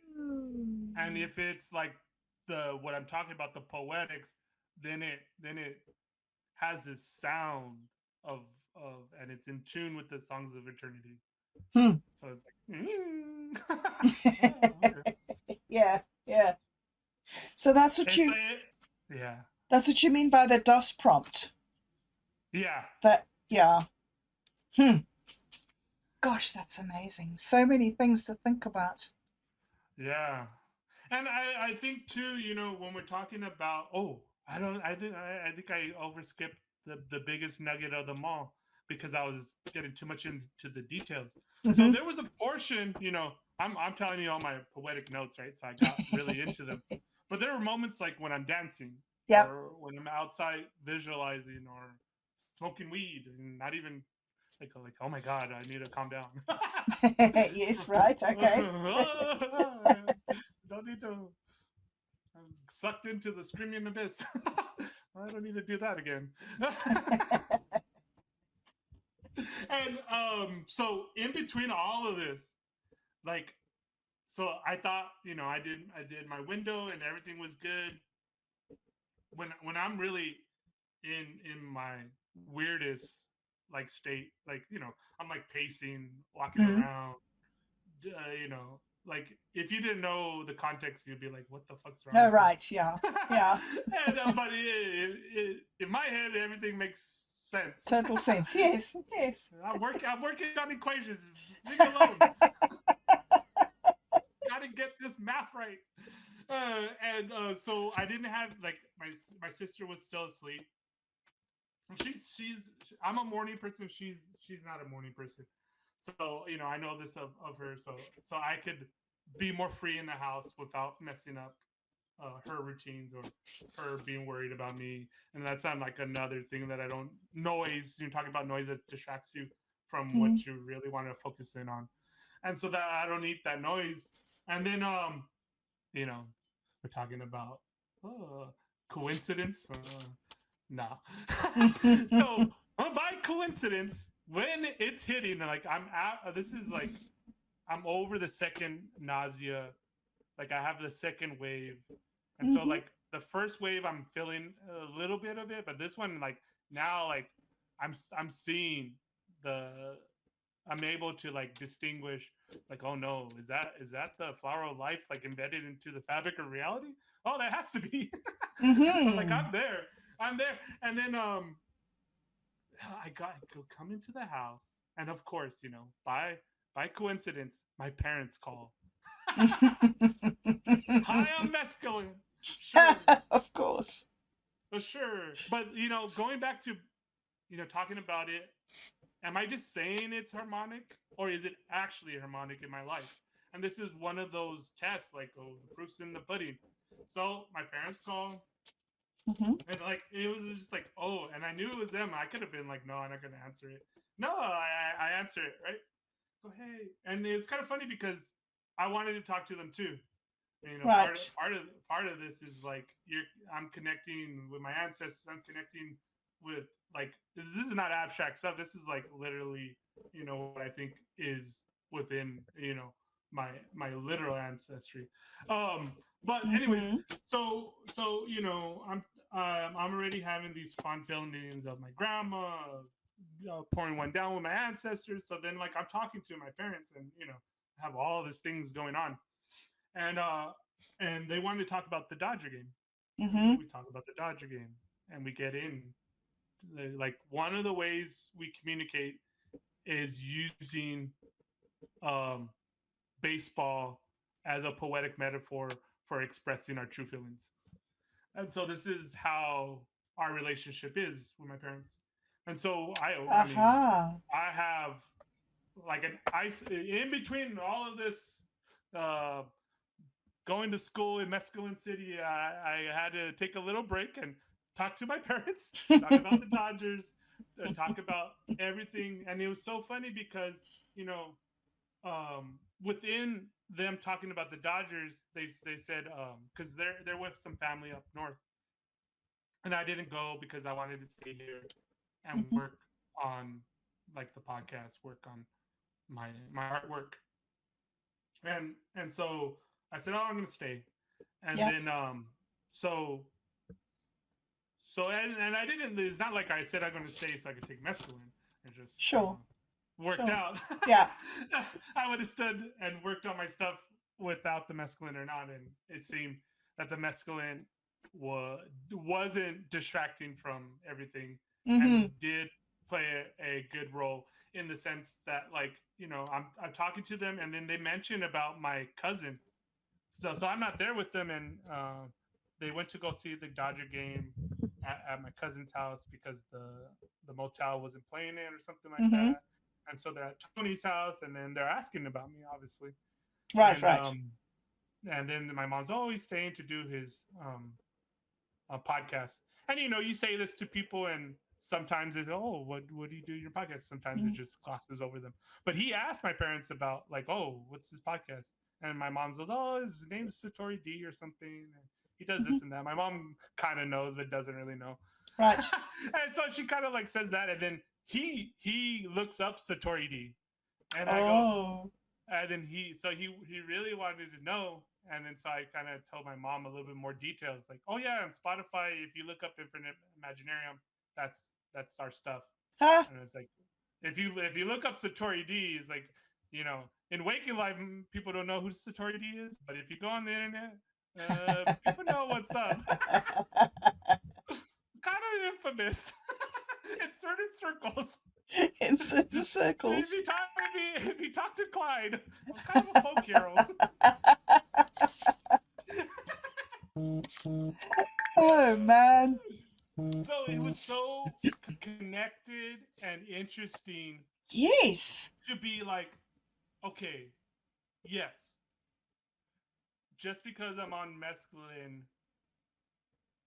it doesn't need to make the life like it can make it more harmonic. And like Aha. these things are not like they were opposing because I felt that way because I wasn't ready to fully accept it. I wasn't ready for all this stuff. I was still battling myself. I was still Yes. a rebellious young punk Mhm. before I became Satori D, or before even I kind of dreamt and wish I was Satori D. Mm. And Mm. then it's something too about when you're talking about that Joseph Campbell and that mask thing. It's something about there's both a freeing aspect of a mask, like a persona, a Yes. artistic project. It's both freeing is then that it's not you. So like early on, I would say Daniel cares a lot, but Satori D doesn't give a fuck in the Right. most beautiful way possible. Mhm. And like I may be concerned about certain things, but Satori D is totally confident, totally connected to cosmic love, and doesn't give a fuck. Yeah. He's like, and he's the one calling Daniel an idiot. Oh, you idiot! Where have you Yes. been? I've been doing the work. Catch up. Yes. So I so hear you. to be able to have the deeper level of myself, the better angels of my nature, Mm. to be in tune with me, Daniel, and being able to do this bifurcation of channeling waking life and being meaningful, thoughtful, and in depth, and Mm. honoring my relationship with my parents on the level that it is, and then also not it being disharmonious to Mm. my flowers song and digging deeper into that. Like these are not combating um, concepts, conflicts within me Mm. anymore. So like that kind of stuff is good to know. This is one thing to tell yourself this. This is the other thing to be like, oh no, I know it. Like Yes. and there's a certain weird confidence I think that I have on like this song that I was working with. I'm gonna just play it for myself in the background. Okay. One of the saddest structures of the mind is bring something that is supposed to be of the spirit world and bring it into the material world. And then when he said that, my natural response was in like a chant, Azakin. And I'm like, oh my God, what did I do to myself? So, You've programmed yourself. yeah, like I'm channeling it.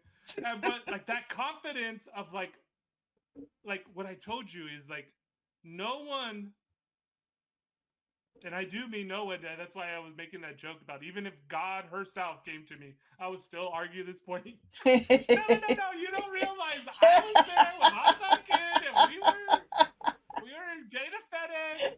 Like no, it was clear as day. I know it happened. I don't give a fuck what you're saying. So like I could talk to this Alabama like, no, you don't know what disembodied poetics is. You don't know what flower song is. Yeah, yeah, yeah, yeah. And then till later when it has the Satori incident, and then like Yes. after that was like, oh my God, is it actually now vibing with like what I'm throwing down? Wow. Hey. Yeah. And I'm like, oh, sometimes when it's good, it is. Like, oh Mhm. my God. Mhm. Mhm. Like some of that stuff with the Mescaline City and Azakin, and those images I put Azakin School of Disembodied Poetics, like that Right. stuff. Yes. I was like, fuck, that's as close as probably we get to Good. an image of Yeah. it. Yeah. As it kind of goes back to that line. If I say it any more clear, you guys wouldn't fucking believe me. Yes. Anyways. So, we've been talking most of the morning, right? Yeah. Yeah. And we've been talking about signals and signs. And Mm-hmm. the something that I haven't been telling you that's been happening has been really freaking me out is that Hmm. this I don't even want to tell you because it's like Oh, tell me. stupid. No, it's okay, so like it's real, okay? So I can't Uh-huh. not tell you, right? Yeah. Everywhere I look, there is the number 17. Okay. Everywhere. Like in stupid places like message notifications. There were 17 notifications for me on the Infinite Imaginarium group. None on Uh-huh. any of the others, but 17. Yeah. So I didn't look at them, right? I didn't look at Uh-huh. them because I waited for them to change to 18. And like they didn't change, Uh, they just stayed there. yeah. So then I was in the other group, the Rogers group, because I Yeah. wasn't going on to Infinite Imaginarium, see? Yeah. So I was in the other group. So Roger posts the song. So I think, okay, I'll go look at the song. 17 years ago this song was made. Oh my God. So then you post this other song, or somebody posts another song, and I go there and this song's had 17 likes. Like. And then, okay, so I think, oh, it's just your eyes. You're just picking this Yeah. out Yeah. of the mist, right? So my dad sends a message to the family group in WhatsApp, and it says, congratulations for volunteering at Park Run. You have done 83 sessions, blah, blah, blah. So my Mm-hmm. dad says, only 17 more sessions until I get my t-shirt, my black t-shirt or whatever. Like, Mm-hmm. I didn't pick that up. Like, Yeah. he came with the bloody 17, man. Yeah. On his own. All on his own. And so like I'm like, what the hell is happening here? You know? So I'm like, I anyway, so it's just numbers, okay? So Yeah. I looked up something else. We were talking about the decoding that seed script that you sent me, that you Yeah. sent everyone. So I looked up, trying to look up some of my old notes so that I could tell you something that I'd got from the thing. And Mm-hmm. like everywhere I look, there's bloody Q's now, capital Q, Oh Q yeah. here and Q. Now, I know that then that QAnon stuff, that everything was 17. So Oh okay. it's like, I'm like, what the hell? You're Now is you're QAnon you're probably speaking to me about yeah. 17? What the? That was like some program already in you that It's amazing. kind of like But like, my father isn't, okay? yeah. Like, how does that fit in? I can You get know that everything's a program inside of me. But yeah. then these other things come. Like, it could have been 16, it could have been 12, it could have been any Mhm. number. So it's kind of funny too because so a lot of stuff too. Like I mess around with the 23. Mm-hmm. And actually, when you're talking about the 17 and the Q, it reminds me of this relationship I have with 1111. Oh, Now, right. I'm not really into numerology, Mm, even though I play with this stuff. Like mm, that 1111 thing kind of comes from Cartman one, who mm-hmm. your deep infinite imaginarium lore. Cartman one and Dale are the first ones to have the idea of 24-hour imaginarium. Then when Oh, all three of us get together, I go, oh, why don't we have it infinite? And then Infinite Imaginarium was born. uh-huh. So Cartman one, we would poetically play with this idea that I gave birth to Infinite Imaginarium, but she's the father, like she inseminated me. And it's like Brilliant. she's female and I'm male, but I was like, oh yeah, like I carried that baby. It's my baby. That is amazing. That is and amazing. That's and so brilliant. when Yep. we would have early talks about Imaginarium, she and my position too, especially back then as like my own like good little Dharma bum that I was, Uh-huh. I would always I always kind of had this thing about like, well, the original quote is JFK one is like, if more politicians knew poetry and more poets knew politics, I'm Mm, convinced the world would be a lot better place. mm. And I changed it to something like, if more poets knew coding and more coders knew poetry, I'm Ooh. convinced the world would be a lot better place. And so um, that I was like, okay, I think um, like part of that 1111, Mm. because what you're saying, like, oh, like it happens a lot, like it's happened so much that I now it kind of don't give in to amazement. Kind of similar things what I was talking about on mescaline is kind of Yes, yes, like yes. with all these synchronicities. I think it's good as an overall, we're talking about no walls as an overall, whether like are things harmonic, are things going good? Because like one of the Yes. best things I had is like for the shaman, synchronicities means that you're on the right path, that Right. you are doing your path with heart. So like when I go about my day and I look at the clock and Uh-huh. oh, it's some version of 1111. Oh, Mm-hmm. I'm like, okay. I just take it as I'm doing what I'm supposed to be doing. I'm following my path with heart. I'm all good. Mm-hmm. Now, if everything becomes flat and doesn't sing to me, then I got problems. Then there's some work to need to be done. Mm-hmm. Mm-hmm. But I'm glad to report that everything seems to be working well.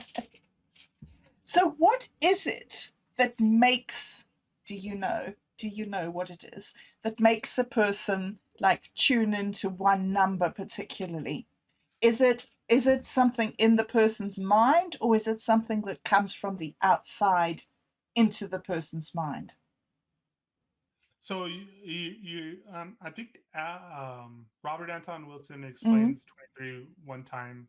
So Oh, he okay. explains this a lot, and I love Robert Anton Wilson because the way he explains it like really helps. So he goes he learned 23 from William S. Burroughs. William S. Right. Burroughs, they're hanging out, and he tells them, oh, and about 23, this and that, and then Robert Anton Wilson's like, what? And then he goes, "Oh, you don't know about the 23 Enigma?" And he goes into this whole big old long rant explaining, the Right. 23 Enigma. And he's like, "I thought it was all bullshit." And it's like, but then after I read that, then I started to see 23 everywhere, and then it started Mm-hmm. to sink into like what happens, like future predictions, Mm-hmm. and all this kind of stuff that Will S. Burroughs gets into. Now he's telling Alan Robert Anton Wilson about this. So he goes and he tells the story that William S. Burroughs tells him, and he says it differently to different people, and he uses it in different ways. And he says inevitably that someone gets into 23, right? Mm-hmm. And then they go and they see him talk, and they want to talk, ask him, kind of like similar to what you're saying, about this, and like what's really going on. It's happening. Mm-hmm. Why? I know it's happening. It's real. Like, but what is Yes. the mechanism? Show me Yes, the yes, yes, magic. yes, yes. And so Robert Anton Wilson goes. He Mm-hmm. goes, you know. So he says that I basically always tell some version of what William S. Burroughs tells me, and he says that every time I say it different ways, but I basically explain it this way: that William S. Burroughs primed me to to be like to incept you with to be like, oh, you didn't notice 23, well now you're gonna notice 23, and has all this like intricate depth, like it's Mm-hmm. always been there, but you just didn't recognize it because you weren't primed for it, you weren't Mm-hmm. looking for it. Similar in the same way that I primed myself for the mescaline trip, and like Mm-hmm. now I could see, like visually see, the flower, of life, like as a structure in the in between of the seams of reality, because I like pride myself, and but it's both. Like it has to be an actual thing. Like when we're talking about symbols that are independent of us, that we're Mm-hmm. actually seeing that. But it was once again, it's always mitigated by our minds, Mm-hmm. because Robert Anton Wilson, then if you read enough of him, he says again that, yeah, I always tell people that like Robert, I mean William S. Burroughs pried me for the 23 Enigma. That's why I see the 23 Right. Enigma, and Right. it makes sense on most days for me, and it's good. But then someone comes to my lectures and they go, "Oh, can we get a coffee after?" And he gets a coffee, and then they want to ask about the 23 Enigma, and sure enough, before they ask about it, 23 shows up when Mm. before that person asks, and then he goes, the person must think I set him up, but I swear to God, I had nothing to Yeah. do with that. That was just Yeah. coincidentally happened. He's like, and so I'm like, oh, Will, did William S. Burroughs really prime me, or did like something else going on? Yeah. And so there's Yeah. always that maybe within Right. this the certitude of your thought, and I think that Ah. gives that's the problem too. I think with what the LMLs or with the engineers of the AI models are talking about hallucinations, and Mm. so they're trying to flatten the maybe. Everything is a maybe. It's not binary. It's a maybe. Right. And when you try to, because that works for, kind of, I remember this in tech one time, and I told one of the engineers this. I went into my Satori rant, right, and I was howling, and they needed to know. And Mm-hmm. so I talk uh about this stuff to them, and I go, you know that about like that's what it's it's independent of ourselves, but we have to like prime, like that's what I meant about like we're already in Mescaline City. Right. my Right. my problem was my own internal disorientating, like, Mm-hmm. all this doesn't make sense. It's because I was backwards. It wasn't like Mm-hmm. the thing was backwards. Like we need to adjust ourselves to it, To and it. like Right. and we're trying to fit this squishy thing into a round peg, or a square Yes. hole or whatever. Yes. Yes. But yeah, and that's where like so it's not about like controlling them, and like when I said it's not about like like, oh, I don't have unconscious tape loops. It's like I recognize them for what they are, and then that enables, like, once I have, we're talking about like baby steps. Like once I have those basic things, then I could do more elaborate moves. Meaning, then I could begin to try to adjust the noise of society.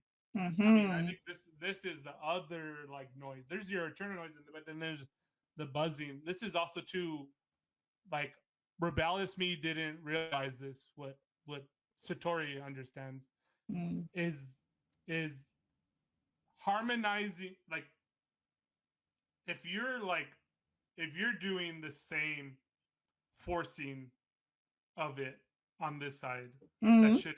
shouldn't be forced, shouldn't be controlled, and you're trying to control it. Like for instance, when I was trying to eliminate said unconscious tape loops, Yes. um, that like the I think Jung talks about this, about like true liberation doesn't come from suppressing. It comes from integrating your shadow. Mm-hmm. Um, and so it's not that you don't have those doubts, not that like I have all sorts of internal dialogue of this and that, right? Like Mm. I just shared with you, oh, you Mm. idiot. Yeah, yeah, yeah, yeah. All of that.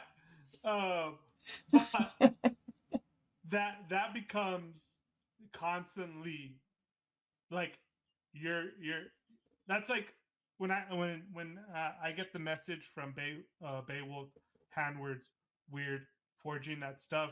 Mm. It's like, okay, so weird meant two things to point to this complex um natural force that Mm. these people were engaging with. And weird meant destiny, fate, like the gods Right, writing yes. your fate. But in the story of Beowulf, every moment when he had to defeat a demigod, he did it with his hands. And this is Aha. why that person's Uh-huh. talking about hand words. Yeah. So we're most times flying within the chaos of cosmic love. But there are moments and there are times when we could forge our own weird. We could, but we have to forge it with our hands. We could Yes. defeat the demigods, but it's only with our physical hands, with our blood, sweat, and tears, that your fate starts to get written in your weird, and then your relationship to that. Now, the word doesn't really matter, like the actual like thing, but what it actually triggers within you is what matters. When I was talking about the relationship, like you could wear flower songs on your chest, you could have all Mm. these great images, and you could do all this LML shit. Mm. Um, but if it's not flowing from within you, then you got nothing. It doesn't matter. It's an empty word, just like how the smoking mirror dances and Mm. reflects us. Mm. Mm. But yeah, So when you say hand words and we have to do yeah. things with our hands, Mm-hmm. this is really fascinating to me, the whole thing of hand words. I haven't finished that article, but the thing that I sort of have got so far is Mm-hmm. that hand words and something stand for some sort of honor, like shaking hands between men, or authenticity, touching Mm-hmm. skin to skin, or beating the monster, you know, like you say, Yeah. in, The symbol that I use, Satori, the bee shaman. So yes, it's an ancient symbol. It's as far as I know, it's one of the first like expressions of the other. Meaning, like in this cave paintings, they had regular like hunting landscape scenes. yes, You go, and it's basically the main chamber was like how to hunt. And it's like, okay, we're gonna go get this buffalo, and then we go around it like this, and then you right, giving instructions to the young hunters. This is yes, how we move. This is how we do. So when we're out there, like, get in tune with us. right, But then in the deepest, darkest place of the cave was the bee shaman. Uh-huh. This is not a landscape of waking reality depiction. Yep. But why did they go through so much trouble to put this? And right next to the image of the bee shaman is a handprint. And so Uh-huh. this is, when we're talking about handwords and when I'm saying, oh, I crip walk into the dream time, that's my spin on something that I got. I got that from masters of my masters of sitting at the feet of Allen Ginsberg, sitting at the feet of William S. Burroughs, sitting at the feet of Robert Anton Wilson. Mm-hmm. And then all of a sudden, what I'm saying is like you read this stuff, you think this stuff, you wear it as like a symbol, you put it on your t-shirt. But then it doesn't become real until it beats with your blood, with your soul. Mm-hmm. So Mm-hmm. later when you're asking me, oh, what do you mean by that? Oh, I could tell you, right? Oh, it stems Mm, from this, it mm, stems from mm, that. Like I could give you a whole dissertation because it's so personal mm, to me. mm, And so it also too, I think when we're talking about that later stuff of like, I'm talking about the line and like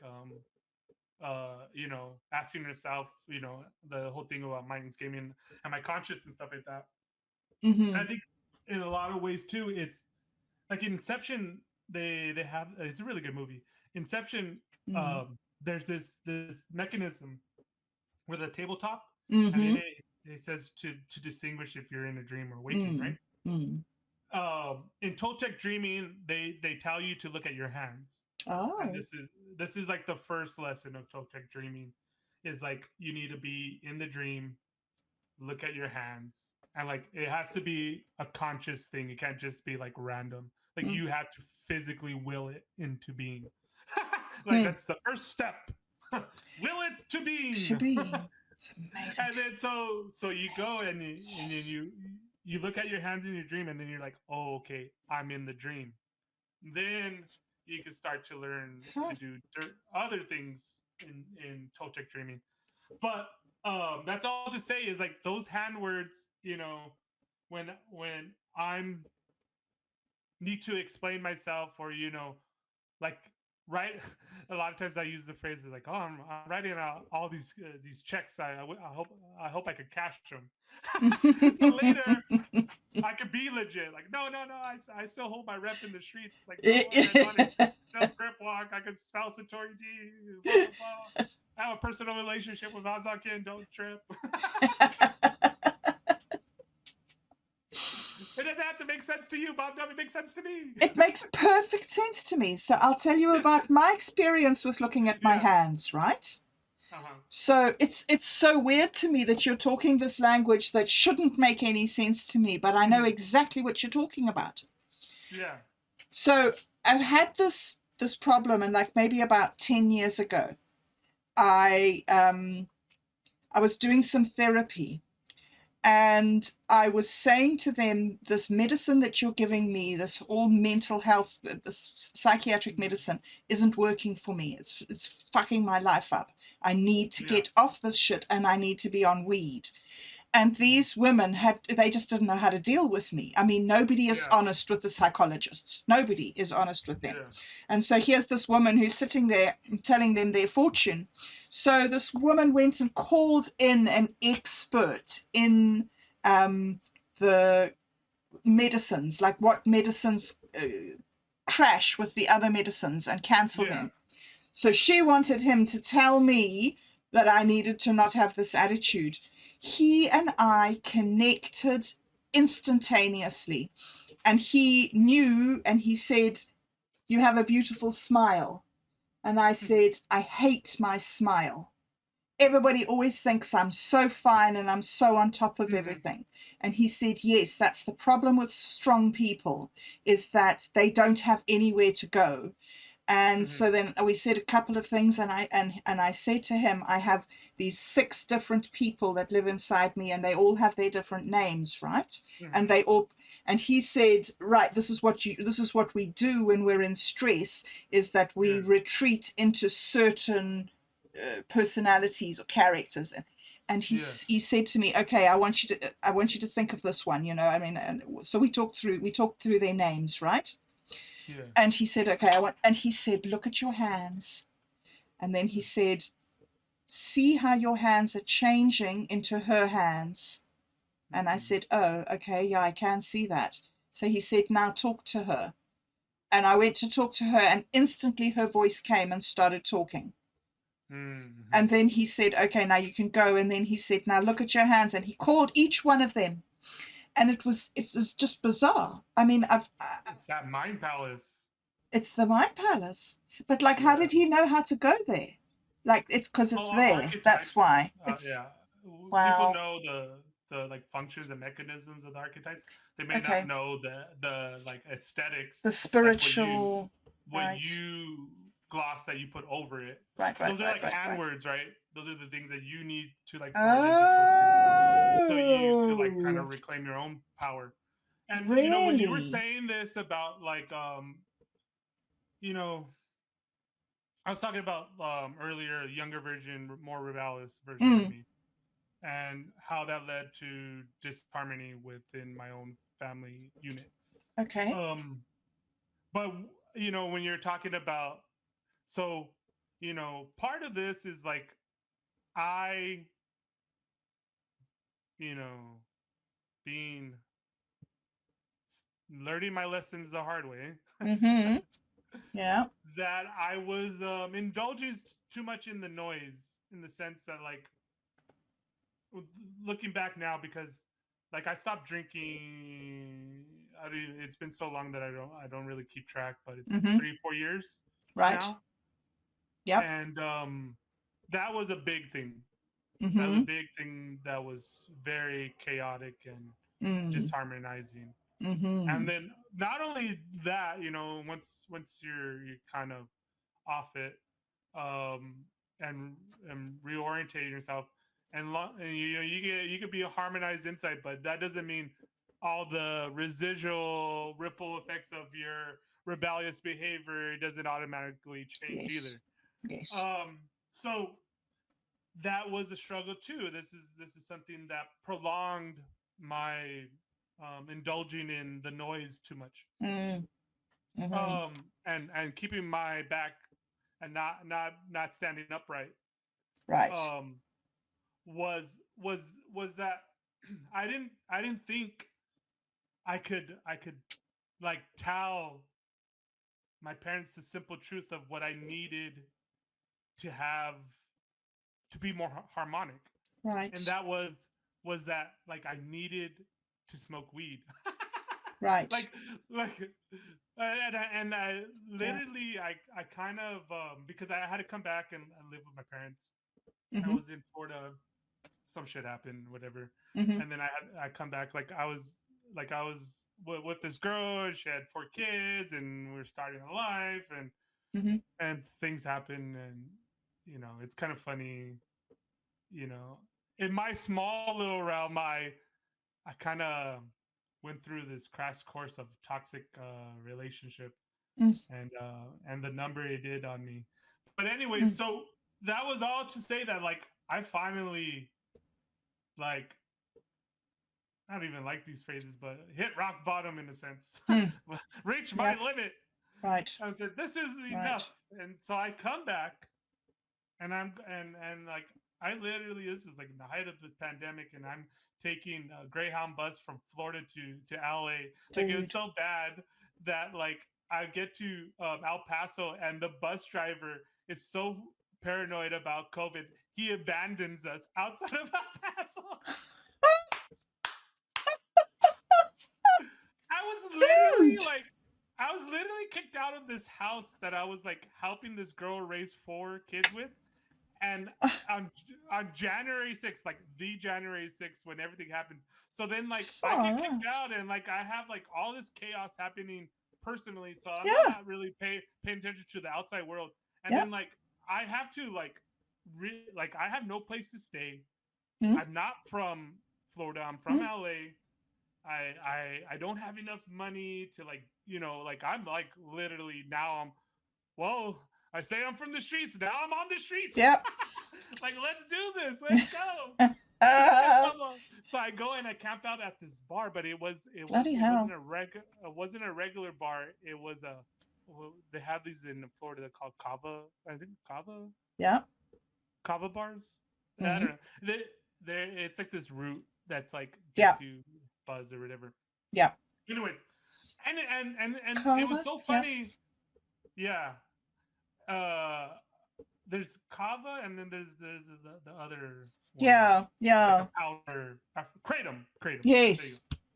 And so, I'm talking about like I'm in a crisis, Mm. and my normal way of biting through it is with alcohol, right? Mm-hmm.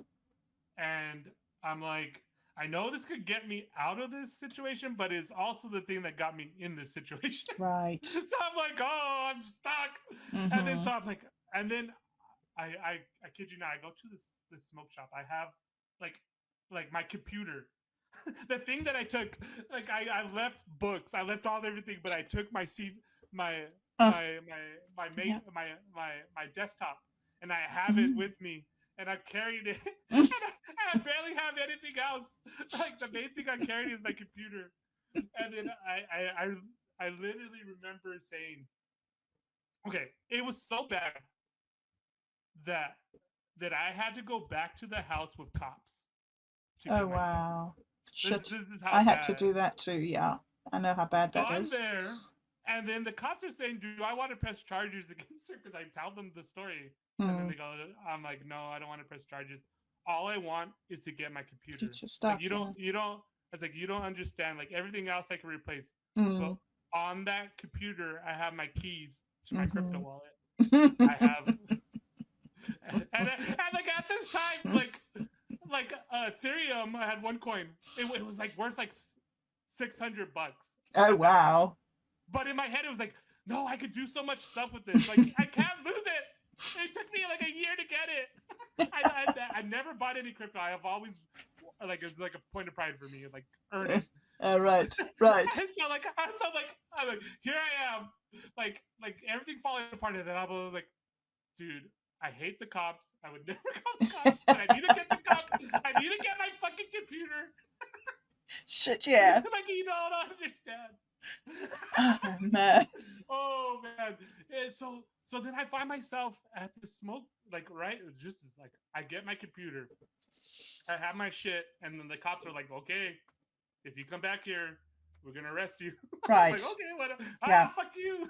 I'm going home. Yeah. Then I'm like, oh shit, how do I get home? And then I'm Eh. like, okay, I need to chill. I'm not in the right mind space to make good decisions. And then I'm Mm. going to the smoke shop. And I go to the smoke shop, and I'm kind of chilling there. And I just make friends with the guy that works at the smoke shop. Mm-hmm. And I'm literally there all day, just having a great time chatting with the worker at the smoke shop. Mm-hmm. So then I finally feel comfortable enough to like later tell him like why I'm here. And I gotta just tell him like, fuck. Like I gotta tell him, like, because the next part is like I need help. Yeah. Like, and the only way I'm gonna get help is if I be vulnerable. Yeah. And like I just gotta do it. And so I tell him, like, dude. And he's like, oh, that's fucked up. And he's like, and then I told him, dude, I don't know where to go. Like this is not my hood. Is like, where we like when you're not working, where do you hang out? And he told me that kava bar.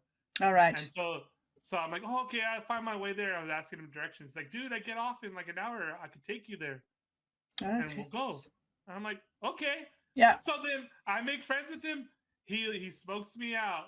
He buys me the kava drink, and we talk too. And he's like, he stopped drinking too, and like the kratom helps him and all this kind of stuff. And then I was just like, oh my god, when I needed like a road to find another way to deal Wow. with this stuff that I don't normally deal with. Like, I mean, there was everything screaming in me to go to a bar, Yep. like a real bar. Yep. Oh, A yeah. real fucking bar, not this fake Yep. ass shit that these With whiskey. goddamn hippies are. Yep. I need a real drink. Yep. Not this herbal fucking bullshit. Bullshit. Yeah. Substitutes. Yep. Yeah. Yep. That is just screaming so I fight that and I get there and I come back like kind of feel like defeated, but then like that moment in the kava bar and talking to that guy and talking to other people by the like I had my own little like AA like crash course. Mm-hmm. I was just there, like just saying, like, oh, I really don't want to go to a real bar, Mm, I mm. like I've done that before, and then everybody's just could reminisce, like, don't do it. It's better to stay Yeah. here. Yeah. Yeah. And then I kept on getting that, so like it made it easier. Yeah. So by the time I get home, so this is like 3-4 years ago. I get back home. I said, oh, things didn't work out in Florida. Kind of go back to my own room. Mm, Kind of come back home with my tails between my legs. mm-hmm. And so, Mm-hmm. I'm kind of honest because like that was like this like moment to like fuck it. I just need to be honest, more Mm. like stop with all this noise. And so then I finally told my dad, like, look, there's no mystery about like my issues with alcohol. Like you've Right, lived with me, right. you guys know, and most of my issues all stem from certain situations of various either you know youth rebellious things of trying to come into my own, but Mm-hmm. then like not dealing it right and escaping or putting a bandage over it, increasing the noise with alcohol to like Mm-hmm. just get through Yep. it.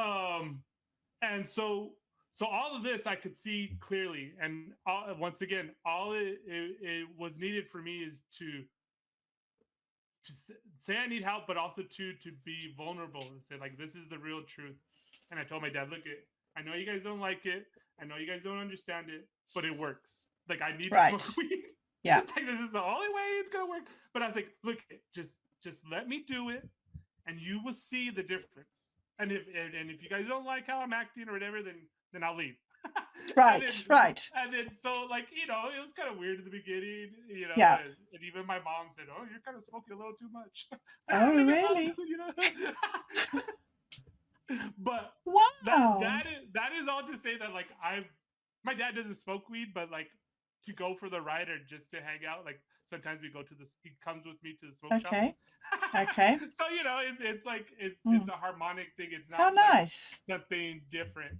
So then even I wouldn't necessarily tell them, like I wouldn't lie to them and say that I wasn't on mescaline, Yes. but I wouldn't like necessarily broadcast that to them because it's Yeah. just noise Yeah. that I There's don't really. more. Yep. But Yep. Yep. the main thing is that my actions of what I did is in line of what I say about myself, and there's no bad faith, and that Mm. required me being vulnerable and being honest, and then like just saying, hey, you guys don't understand this, but I understand it and it works for me, and you don't have to get it. Mm. I get it, Mm. and just accept it. Mm. Just accept it. Mm. Mm. Mm. I was going to ask you about bad faith. I was going to Mm-hmm. ask you about where it comes from and how you fix it, because I have that. Oh, I have it that I have this idea of what my life is and who I want to Mm-hmm. be and all that stuff, but I don't act on it. I Mm-hmm. act like this old life that, because I, yeah, I don't know. I think a lot of my behavior is learned off other people, you know? This is Mm-hmm. how this crowd behaves, so I behave like that because I'm in the crowd. Yeah, Now yeah. I'm not in the crowd, I don't know how to change. I'm still stuck with those behaviors. Oh, go. This is kind of funny because Yep. this goes into my whole idea about like me, like Mm, particularly me and my configuration mm, is when I was talking about being a good Dharma bum, mm. when Carmen would talk more new agey or esoteric or mystical, I would be more technical. I would talk about programming. Ah, I would talk about science. I would talk about this. But when I was with like someone like Minds Gaming or Gov Spiders and they were yes. talking about programming and this and Ha. that, I would talk about flower and song. I would talk about disembodied poetics. I would talk about Yep, this. yep. And it was just kind of funny because I remember a long time ago I read something about Zen lunatics, and like basically that's what it was. Like when they were supposed to be sober, they were Mm, drunk, and when they were supposed to be all sober and proper, Mm, they acted drunk. And mm, like it was just like this kind of like messing with that social contract. So like I'm like most people fit in. I this thing that I was yelling and howling at the tech down was like most people fall into binary, like this mm, bucket, that bucket, this bucket, mm. that bucket. But out of that's only 99%. I'm the 1% that the algorithm is trying to crush, and I will not let it crush me. No, Yeah. I I will not act like a robot. I know everybody else is, but I do not want to Yes. play that game. Yes. I will not comply. Yeah. Yeah. And, it does create some noise, but Yeah. you can. And I think a lot of it is, um, I think that's why I keep on telling you, is like, you don't need to know, like, I had the felt experience first, and then I kind of decoded it and created the hand. Right. Like I Right. didn't, I don't know everything before. Yes. And like if I was waiting around to know everything before I did something, then I would never do anything. That's me. That's where I'm at. That's where I'm Yeah. at.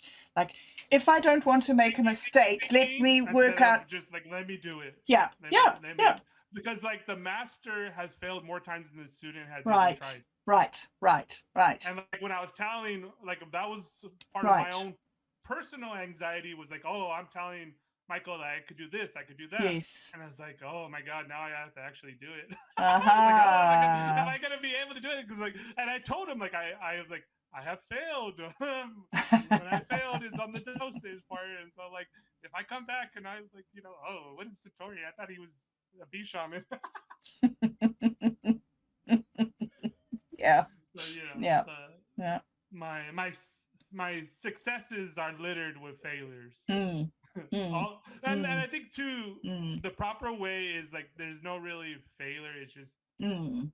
learning Mhm. how to do Mhm. it more harmonic Mhm. each and every time. Mhm. And I think it's slow. It's like those old sayings, um, the journey of a thousand steps comes with one step or something like that. Ah, yes, yes, Um, yes, yes, yes. yeah, like you just gotta put your do in it out. Do the I think thing. what happens is, and that's why I was like, oh, am I throwing too much at you? Is like it's like so when I took culinary school, there was this funny thing that they told us about menus, right? Mhm. And a lot of mistakes that restaurants do is they put so many different things on their menu, Right. so many options, and then there's this effect on most humans. Like you think, oh, give them more choices and they're gonna pick something, but like the Mm. choices beyond, I think it was like 5 or 7, Hmm. like really prevents you from making a choice. But if there's like 4 choices and they all are distinct and they're pointed out to you, then you're more likely to make a decision. So Mhm. more information doesn't necessarily mean that Mm. you're going to make a decision. But I think Uh-huh. in all of this, Mhm. the most important thing you do is make a decision. Now, picking if this is a harmonic and in good faith is the skill that has to be learned Mm. constantly and always Mhm. on. And that's Mhm. another thing too, like I have a one thing that's always like a gremlin on my back. And even though like everything, when I say I check my dreams and this and that, I do that for psychedelics, but I also do it for, because I don't go to AA meetings or do any of the what normal Mhm. um alcoholics would do. Um I just had to like this own my own feeling about it, and Mhm. my own like coming to terms with Yeah. my own stuff and my own thing. And that's we're talking about bad faith. And the other guy's like, Yes. man, is that just something I'm telling me? Because like this is real shit. Like I'm humble enough to know that, like, okay, so when I walked And this is what's good for me. Like the thoughts about drinking Mm, um don't hold the weight that they used to. Like for right. instance, I was walking when I said when there was like a break and I kind of leave the chat, and then you check the Minds chat and you're like, oh, I didn't see this, blah blah blah, and you're Yeah, like yeah, this, yeah. and then I come right back like 10 minutes after you send that message from a walk because I left and I walked outside. But because I remember I said I was waiting for the sun, and Mm, now I'm not really seeing things or not, the visual stuff is like kind of down. So the right. sun's out and I'm like, oh, I should still walk, and like even though I'm not at the height of my poetics, like I can still honor it and can still do what I wanted to do. Yeah. And so like, okay, I'm gonna go walk. I'm gonna take a walk, be outside, be under the sun. Kind of like what I told you. Just walk, think, be under the sun. If you need to write, but don't force it. Mm, Um, and so when mm, I was walking, it's Saturday. I live by a park, and I go to right. the park and they're playing softball. And then I notice the guys there. They have a barbecue and there's drinking. Then I come back to my house, coming up my street, and there's a party happening, and I see them loading up with alcohol and beer and all this kind of stuff. And I go, oh, that's good. And I was like, I was like, my thought was like, oh, I'm glad they're enjoying themselves and this and that.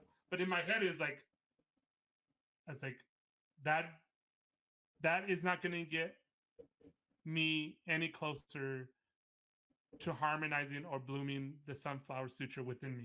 Mm-hmm. So that's a distraction, and I view it as a distraction. I know the proper weight of it, so I'm not like thinking Yes. I'm too big for it or not doing inventory on myself, so that when I do, like what I'm saying is like I'm not I'm not like avoiding alcohol. I'm not Mm, avoiding those thoughts. I'm not avoiding all that bad stuff because I know all that learning those lessons the hard way is like ingrained in me now. mm-hmm. If I honor it and I know what it was to be that way and what it is to be now, and that my life is more Mm, harmonic. And it's like funny too because like I told my friends, and like I don't hang out with them that much because I don't drink anymore. mm-hmm. But I saw, and the thing too is like you hear someone stops drinking and you're like, oh my god, are you part of AA, or are you part of a Mm-hmm. cult and all this kind of stuff. And I'm all, look, homie, I don't drink, but it got me crazier. I'm way more wild than I was when I was drinking. Like you have no idea. That's why I take weed to make sure, so I just don't blow off into the cosmos. I'm fascinated by the thing that you say, that you have this sense of continuity between Mhm, your sober life, well, yeah, I suppose your sober life and your mhm, weed life and your mescaline life and your psilocybin life or whatever, that you mhm. can remember all these. This is like I grew up in an age where, well, I mean, I suppose we still have been in it, but like it's just I'm 100% brainwashed against drugs. Yeah. Even though I use weed, even though I've used it for the last 10 or more years, 10 years, and I know what I'm doing with it. I still have this thing inside me that says you're making a mistake, even Well, though I know I'm yeah, not. part of my anxiety, part of unwrapping all of that Yes, was like, am I doing something bad? This is bad. yes, I'm doing something yes, bad. I'm sinning. yes. I'm sinning. Unbelievable. I grew up a Catholic. I was a good Catholic altar Yeah. boy. Oh, right. So you also were subject to the brainwashing. Yeah, yeah. But so it's your brainwashing also hasn't gone away. You still have that. No. Oh, it's still Interesting. there. Yeah. It's still there, huh? You got to bite through it. Right, you'd bite through it. Wow, that's really Don't avoid interesting. it. Don't Okay. avoid it. Chew, Okay. chew, chew, chew until you can bite through it. Uh-huh. Uh-huh. Wow, And this is you might give up. You're like, oh, I'm chewing too long. I'm chewing too long. right. Well, if you haven't bit through it, you're not chewing enough. I Okay. Wow. Like there is no secret. Right. It's all it's like I went like that place that I talked about, Hatfields. It was used in a movie called Chef, and Mm-hmm. they filmed a movie on it. They filmed a couple stuff in it. That's just all to say like how high end this place was. Um, Right. but you know, even in that, like um, there there are things like so the prestige a lot of the stuff when I first got in there, because I that was my first kitchen job. I didn't even know how fine dining it was. I didn't know it had Mm-hmm. Michelin star. I didn't know any of this. I needed it to get my last credits to complete my culinary school. Right. And so like I went to the placement like person, like they have what is it, it's Mm-hmm. like a administrator person that helps you Oh, get a job. yes. Anyways, so I go there and they go, "Oh, you ever heard of Hatfields?" I'm like, I don't know what that is. Let's go. So I get there, and like at first I'm like, "Oh my god!" And it was hard. It was really hard. Mm-hmm. But the because like that place, like literally, we had a box full of people's shoes. So like you go, this is pretty. I don't know. It may have changed a little bit because certain things, but and actually they don't do staging anymore. But at this time, staging is like you audition and you go and you do a full days of work. Mm-hmm. You don't get paid, and then if they like you, they hire you. Mm-hmm. And so we were so bad that like people will leave their kitchen shoes. So if you're leaving your kitchen shoes, you're quitting the Mm. business. You're not just like, oh, I'm gonna find another job. You're like, fuck this, it's not worth it. That was our place. So Mm-hmm. and there was this guy, his name was Kenny G, and he was an unpaid stage for like a month, more than a month. And everybody Wow. who worked was getting pissed at Chef, like, fuck, Chef, like hire Kenny G or let him go. Yeah. And he's like, well, he can't hold down his spot. I'm like, fuck. But anyways, that's all to say. That guy, I don't know if he still works. I haven't talked to him in a while, but the last time I spoke to him, he works at the literal best kitchen in the world. Hmm. My God, Kenny G. He went to the mountaintop. And so I asked him.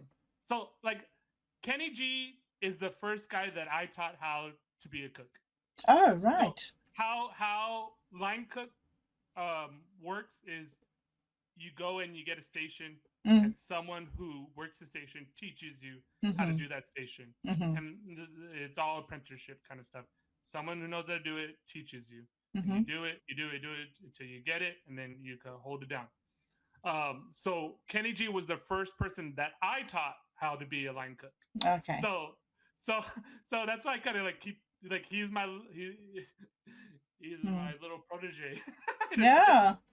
Yeah, And so absolutely. we have talked like for a long time. Yeah. Even when I left that kitchen, we no longer worked for each other. When I started working at this other kitchen that was pretty big and very, I liked it, and I wanted to show off. I told him, hey, come to the kitchen, blah blah blah. We'll Mm-hmm. hook you up. Mm-hmm. And he came and he liked it and everything like that. But he works at Alina, which is considered the best restaurant in the world. Now, Wow. so this is all to say, like this guy, the equivalent is like going to Harvard. Like this guy's like working at Harvard. You know what I mean? Like Mm-hmm. you can't get any Mm-hmm. more prestigious, more Mm-hmm. higher up than this. But that's all to say that is all. There's no secret to it. Kenny G just worked fucking harder than anybody else. Right. He had no real skills. Like when I taught him, this fool couldn't do shit. Okay. Like he had like two left hands. This guy, I Yeah. was like, man, Kenny G, you worked out a lot, but you are not coordinated. Like we would make fun of him all the time, and I was just like, dude, Kenny, you really are not made out for this. Like there was a lot of times that like one time Kenny G is freaking out in the kitchen, and he goes, I'm supposed to make mayonnaise, but there's no white wine vinegar. And then so one of the other cooks, Nate, he goes, Kenny G, just use any acid. And he looks at him like, what are you talking about?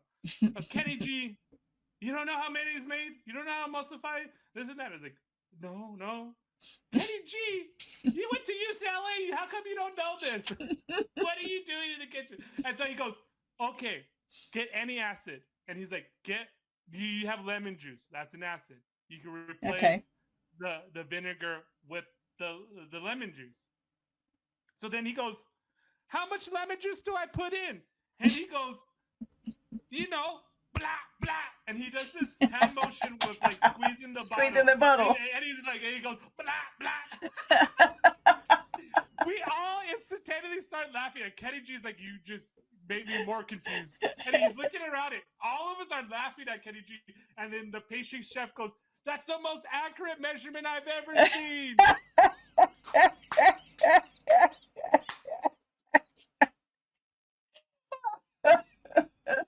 I can just imagine it, and it's so true. But I think that is all to say that, in a sense, when you're dealing with anything, you learn by doing, and then once you do it so much, you create your own terms for you that make the most sense for you, and that's your organic expression of I it. see. That's your relationship to it, and you develop that relationship more, and then you can do more. Gosh, And it's like how that with interesting. anything. Yes. Anything. Yes. Yes. Yes. So like all there's part of when I wasn't harmonic in my work where things were conflicting with each other. Like I would feel like I'm doing all this research and work, and then like, okay, I did all that, I learned all this. Like, well, now what does it matter? No one knows. Yes. I was like, oh, I'm by now I probably have like 2 doctors. Nothing to show for it. Yep. But that is orientation issue. That's like a thing that is tripping you up because of your orientation, not based on anything outside of you. Meaning, once you orientate properly, meaning that there's really no difference on working something as far as expressing myself more fully and deeply with my parents about baseball than it is right now talking to you about Flower Song. They're both the same function and mechanisms and levers and things that I need, because like, this is what I say in the golden unfolding of mind. Like, whatever it is in that moment is the golden unfolding of mind. And if you're totally engrossed in it, then you don't need to think, you can do. And you move. And it's like, at one time I was talking to somebody, it's like, I poetically say Doug Rushkoff is my master. And I only mean that in when he speaks, I move. Okay. Meaning I'm already doing stuff, and then I don't have the words until I read like his article. I'm like, oh my god! Wow. Yeah. Like, that's what I was like, spinning around in circles. So I was like, oh, okay. Yeah. Then I listen to him more and more and more and more. Right. Until if I don't get that anymore, then I probably move on. There's probably like more lessons to learn. But as long as I'm getting that harmonic orientation, meaning something I'm wrestling with, and then I read him, and it's like, oh my god, are you like inside my mind? Are you bugging my computer? Like, dude, I have that all the time. Yeah. I wrote this poem the other day. Okay, I haven't finished writing it. Okay. I couldn't sleep, and I was lying in bed, and Callum was ill, and so I got up, right? Because and so I sat up all night, and as the sun was coming up, I started, and it was like I probably smoked something at around 4 a.m. thinking like, this will put me to sleep. It didn't put me to sleep. So then around about 7, the sun's coming up, and I'm, oh fuck, now I'll write a poem, So I'm writing this incredibly intense poem where I'm trying to grapple in my mind with the relationship between the feminine and the masculine essence. And I'm trying to sort of like inhabit the divine feminine and talk to the divine masculine, just conceptually, right? Anyway, so I've got I think I'm Satori does that a lot of times, like really to me, right. like like Satori a lot of the times in our dialogues, poetic or even hallucinogenic dialogues, Mm. it's like Satori D is the ideal divine feminine, and Oh, it's like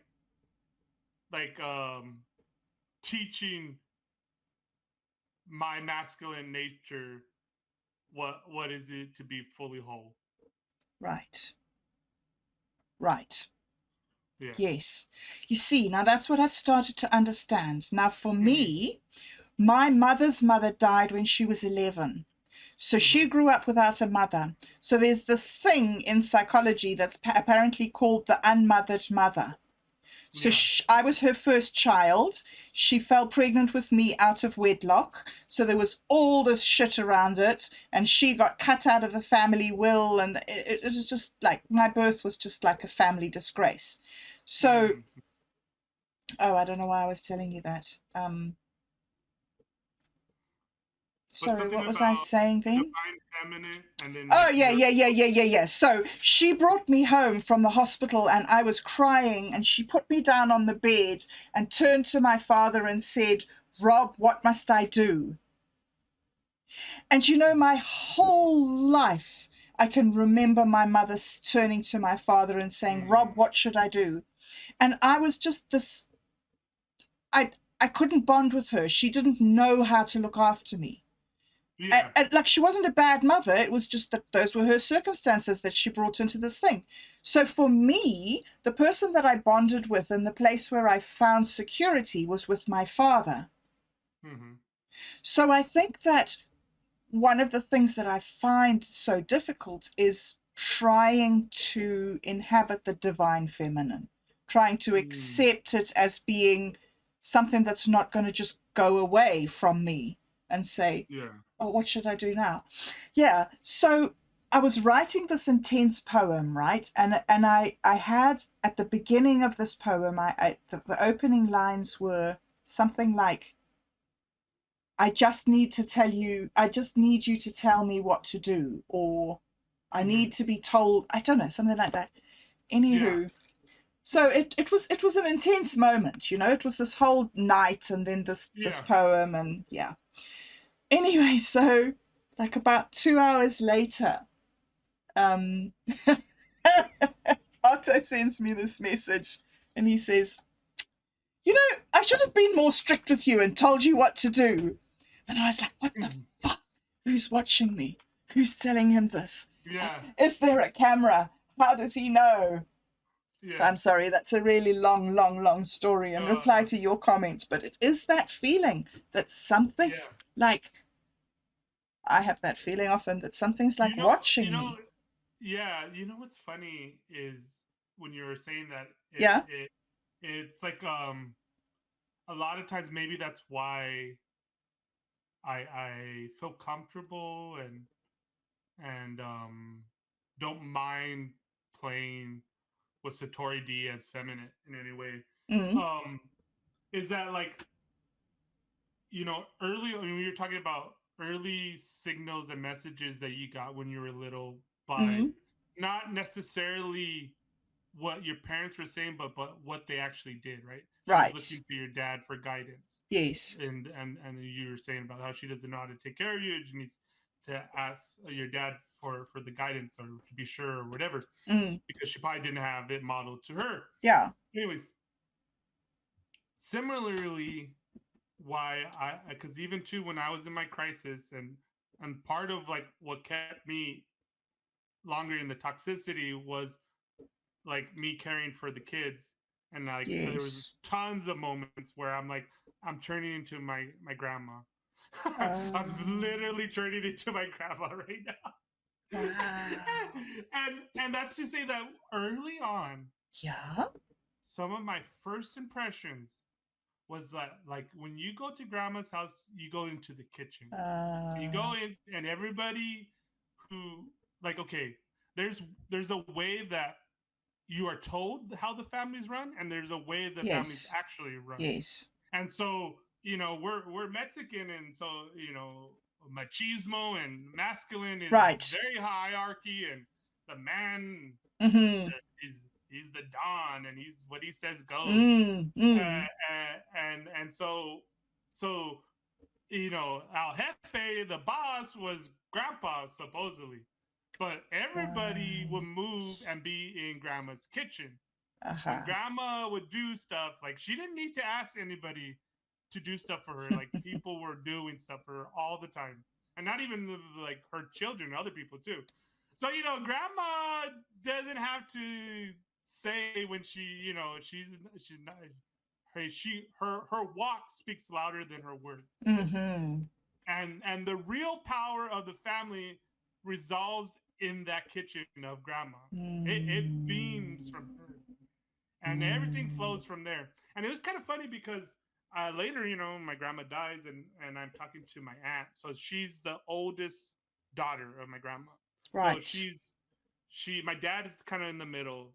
So she's the second born, and she's the one that is like now like in control of the family. She even said it. Right, you right. know? The family runs through me now. We're like, okay, whatever, Vita. But Okay. I was telling a story about when I would work. Uh, when I was little, I would help them, but I also worked with it was called the swap meet, which is like where you have a stall in like a parking lot on the Mm, weekend at a place, and then you sell like okay. your whatever you want to sell. It's kind of like a yard sale, but more permanent, right? Right, yeah. Anyways, so this is how my grandparents made ends meet. They would do that. Now Mm-hmm. I started doing that because I wanted to get extra video games, and my All parents wouldn't right. buy me video games, so I would sell my old stuff, hustle Mm, at the swap meet, and then um, buy my video games. yeah. Anyways, so my aunt knows this, and then I'm just talking about stories, and I'm like, yeah, grandpa loved the swap meets, and your grandpa was funny. Like at first he didn't want me to touch any of the stuff. He'd get all so pissed. Like my grandpa didn't really interact with me, and like unless he was like pissed at me. And then it was mostly mitigated through my grandma. And then like I literally would stop doing like certain things that I like to do because then like grandma would get yelled at. Like grandma never All yelled at me, right. but she would Yeah. get yelled at by my grandpa. Like for Yeah. instance, one time I was throwing stuff at the cactuses. My grandpa would see me throw things at the cactus, never told me not to do it. Mm, Later mm, would yell at my grandma to say, "Tell Daniel to stop throwing stuff at my cactus," and mm. I'll be like, "I'm right here, just tell Yeah. me." And so, anyways, this is Wow. a long Yep. story to say Yep. that my grandpa, like he was not a friendly person. Mm.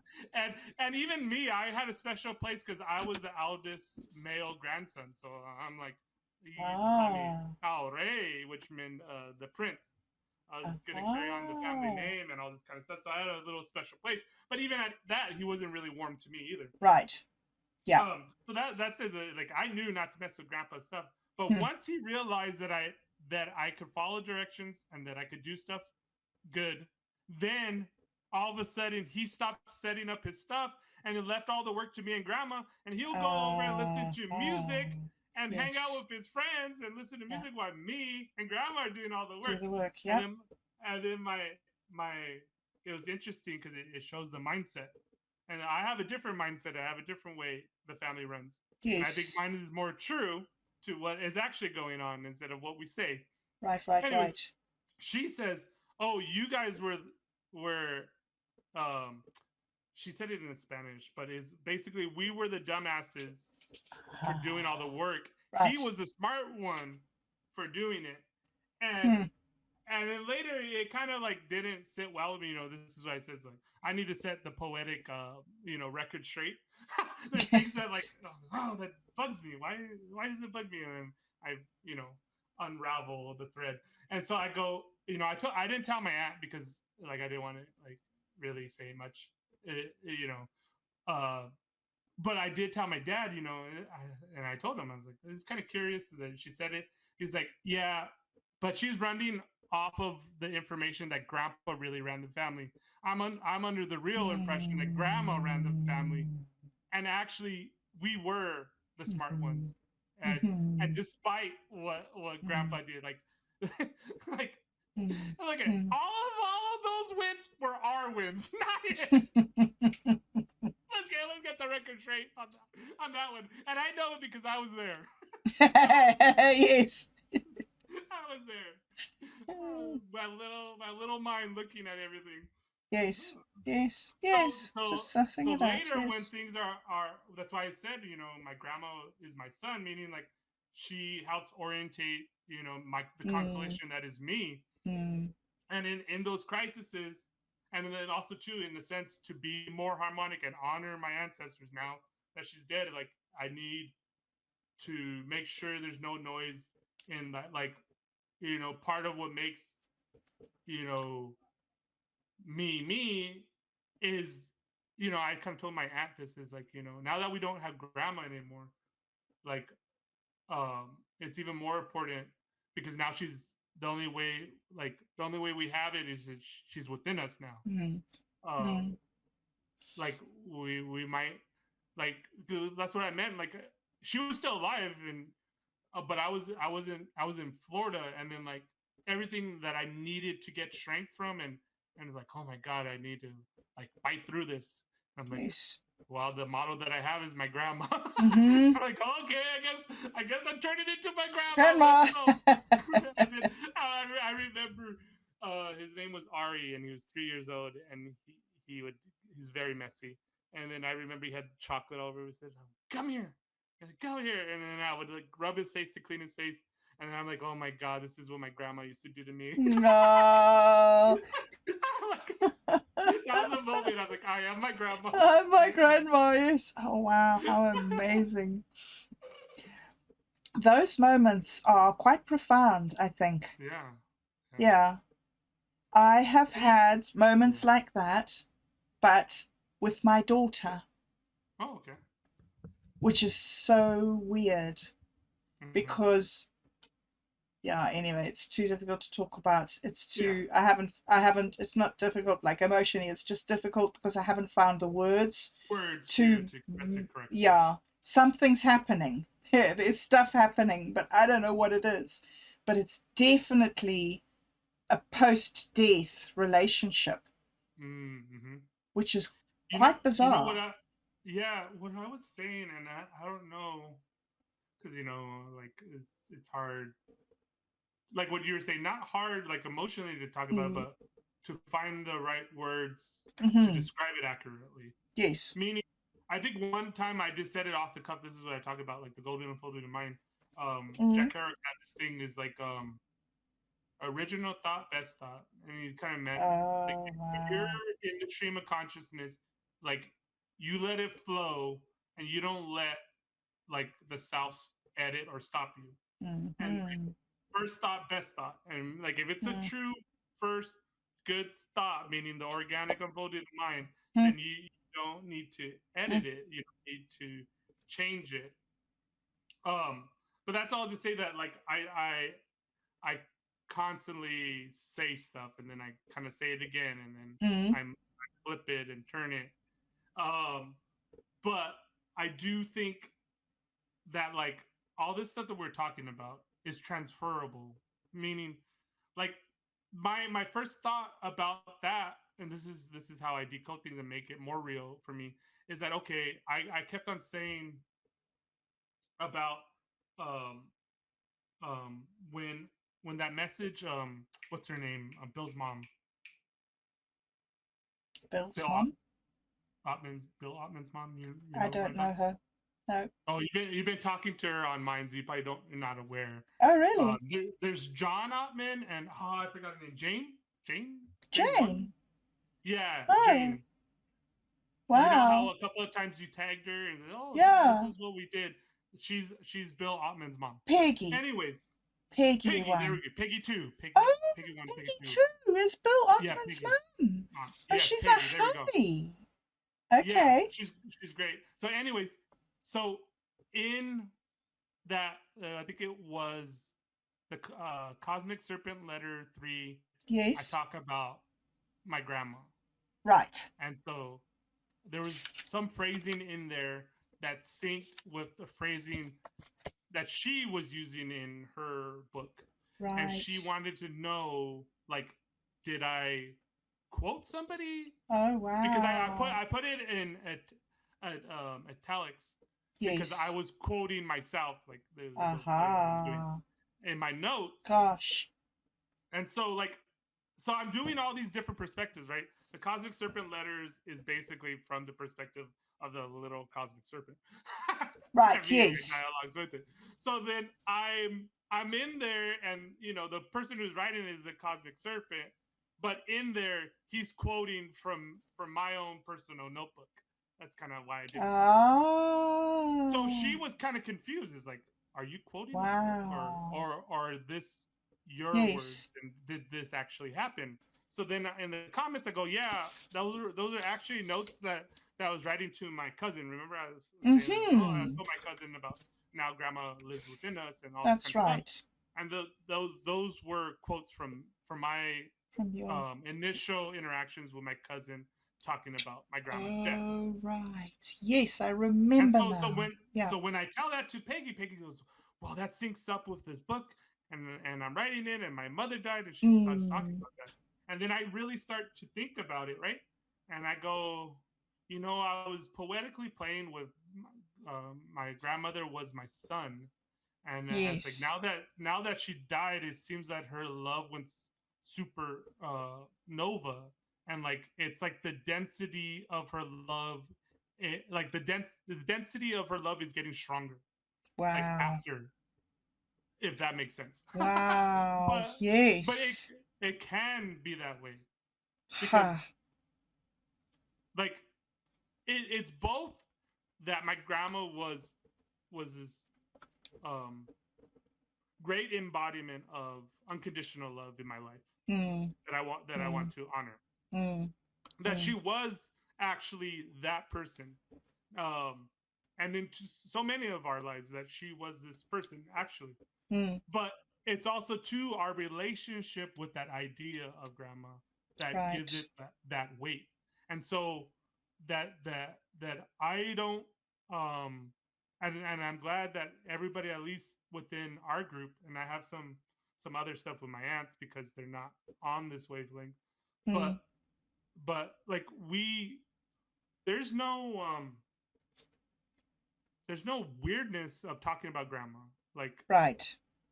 she's still, like, we know, we understand she's dead, but like all those lessons, all those memories, Mm. like we talk about her, like she's Mm. still here. Mm. But it's that relationship and keep on Mm. growing it and feeding it Mm. and harnessing it and honoring it. Mm. Then that means not of distinguishing what is noise, what is your own self doubt. Like Yes. like it's not like I don't have doubt. Like I just went through like all my whole internal dialogue of my struggle. Yes, yes, I hear you. Yes, yes. Yeah, but it's the it's kind of like it's the journey, not the destination, in a sense where Right. you get the most um usefulness or whatever. Mm. Mm. Mm. Yes. Isn't it so strange? Yeah. Yeah. I'm having a lot of those conversations about I mean, I know this is a little bit sideways to what you're saying, but like facing death, Mm-hmm. like she's got a 60% chance of surviving, right? But he's got a Mm-hmm. 40% of not. Yeah. And because he's the sort of person that he doesn't want to be cheered up. He doesn't want happy words. He wants Yeah. to face the reality of what he has He to wants face. to bite through But it. yeah, and yes, exactly. And it's amazing because the conversations that we're having together, we come back every single time to, but look, we're all going to die. Yeah. There's this one thing that you can't escape. Like with Yeah. everything else, you can make a plan, you can hustle, you can this and that and dance and duck and dive and whatever it is. But there's this one thing that Yeah. is real. Well, I talk about Toltec a lot, and so Toltec is in the story of Mesoamerica are like Mm, the ones who started like the calendar system, the mm, mythology, the flower songs.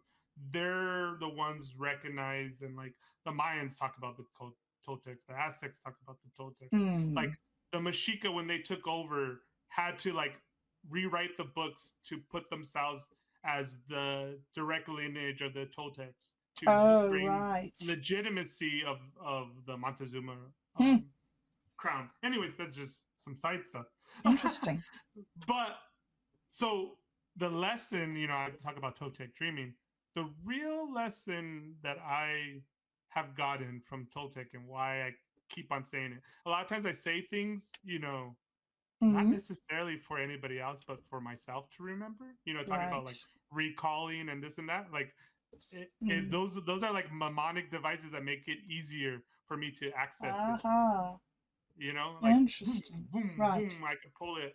Right, right. Um, I know what this phrase it is like shorthand for this video or this setup, Mm-hmm. this constellation of concepts. And then like sometimes I need to go back and read it. Like, oh, I'm like, Mm. do I understand it right? I know I'm saying a lot of stuff. Does it make sense? Uh, and Yes. so I so the thing that I wanted to remember were that stuff about like like the Toltecs say like the real journey of the shaman in the Toltec tradition, the one that I keep on pointing to, is it says it could boil down to this poetic line in it, and it goes something like this: All paths are folly. We are all stalked by death. Mm. That's the Mm. true realization of the Toltec shaman. Mm. That death stalks us all, Mm. and there's no escape from it, Yeah. and that we to be Toltec have to stare, not look for death, but face it Mm. every day and say, okay, death, I know you're there, but I'm still here singing my song. It's kind of like what I said Yes. about cosmic love. I say something about my flower. When my flower's done, you can have my song, but watch how I grow and grow and grow. Mm. It's like, okay, I know I'm gonna go back to eternity, but I still got a little things that I gotta put my hands on Yes. while I'm on this side of reality. Like, you know what I mean? I still got a couple tricks up my sleeve to perform before it's all said and done. Yes, you see, that's the thing. The destination is when it's said and done.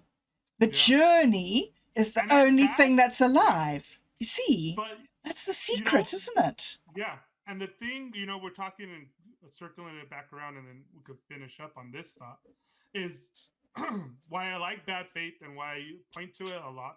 John Paul Sartre is his concept, but he writes this play called No Exit, and No Right? Exit is a whole play of, and that's where the Hmm. famous phrase that Hal is other people, like John Paul Sartre said Hal is other people, but in there the main line is like this guy who thinks himself as a hero, and like the thing is like you don't really know that it's like purgatory, but as the story unfolds, it's obvious that it's like he's like in purgatory, he's Hmm. dead, he doesn't realize it, and he's like justifying his life. He's like, I was a hero, and then the guy would just simply says, oh yeah, were you? And he's like, well, you don't know, like if it wasn't for that person, I would have helped that lady, but it Hmm. just didn't happen. And it's like, oh, but you said you were a hero, then why didn't you do something heroic? And there's always like a excuse and always a thing. Hmm. And that was like the thing is like he didn't get out of the waiting room of purgatory and was complaining to other people, like other people as hell, is because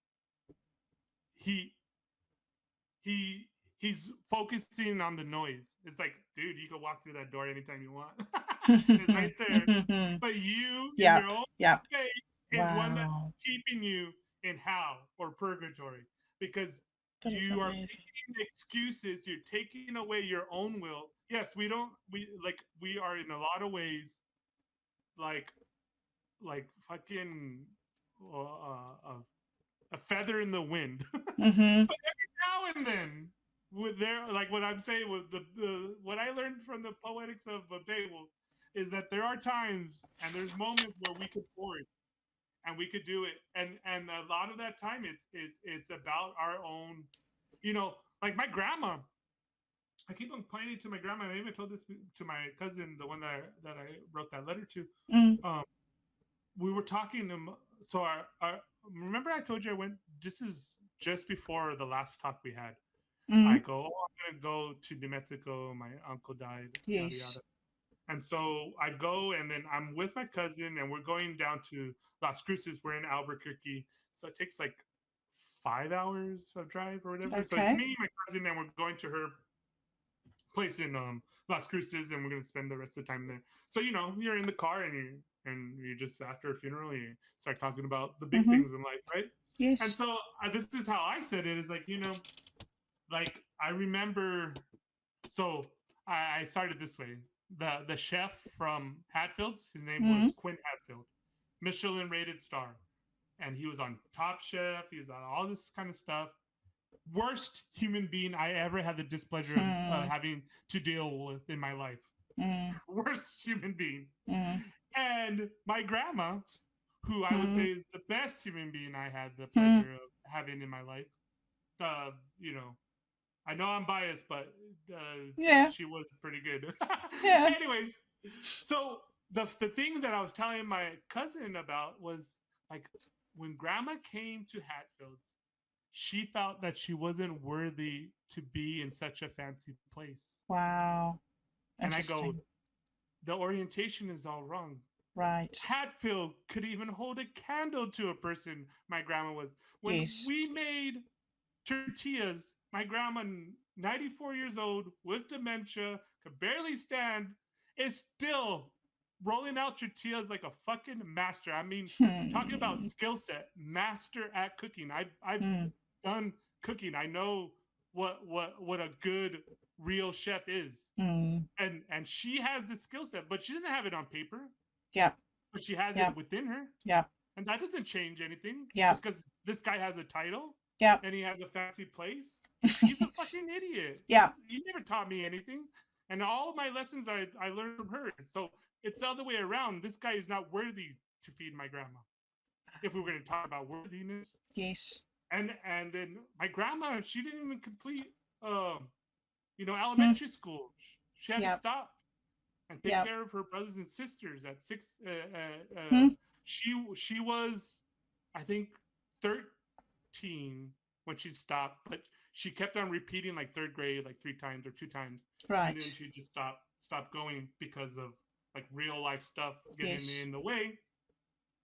But and I told my cousin, dude, that doesn't matter because well, she's the wisest person I know, and I Mm. say that Mm. because every ounce of information that she learned, she used. When we talk Hmm. about wisdom being knowledge applied, she got a bunch of lemons, but fuck, does she make the best lemonade? She knows how to No. squeeze every inch out of everything she's ever learned. No.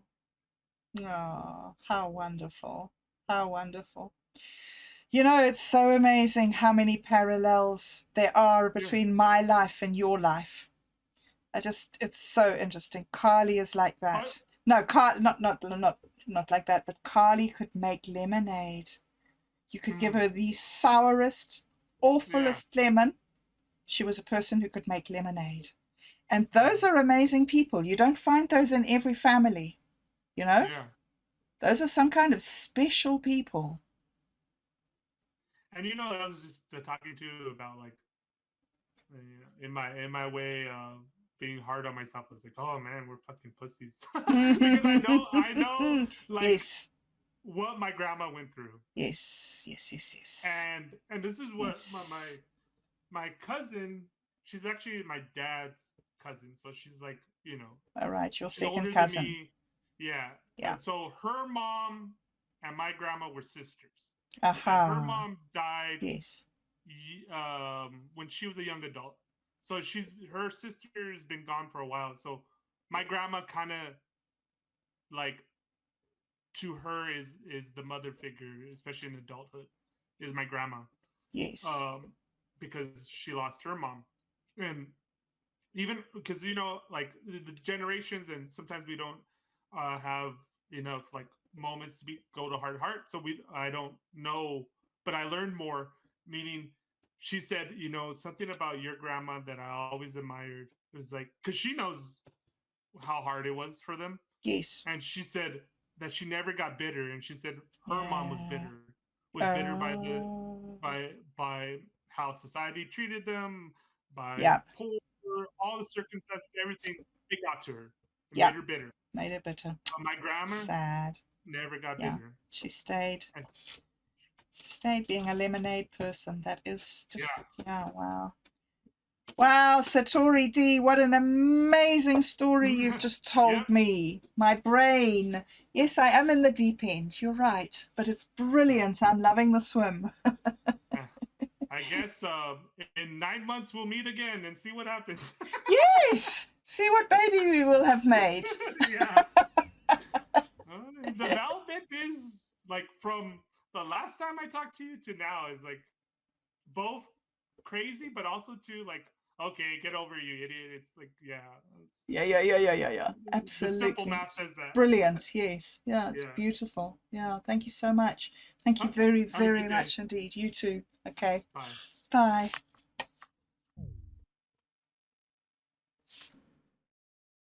Bob, bob, bobbing, bobbing along, bobbing along. Bob, bob, bobbing, bobbing, bobbing along, bobbing along.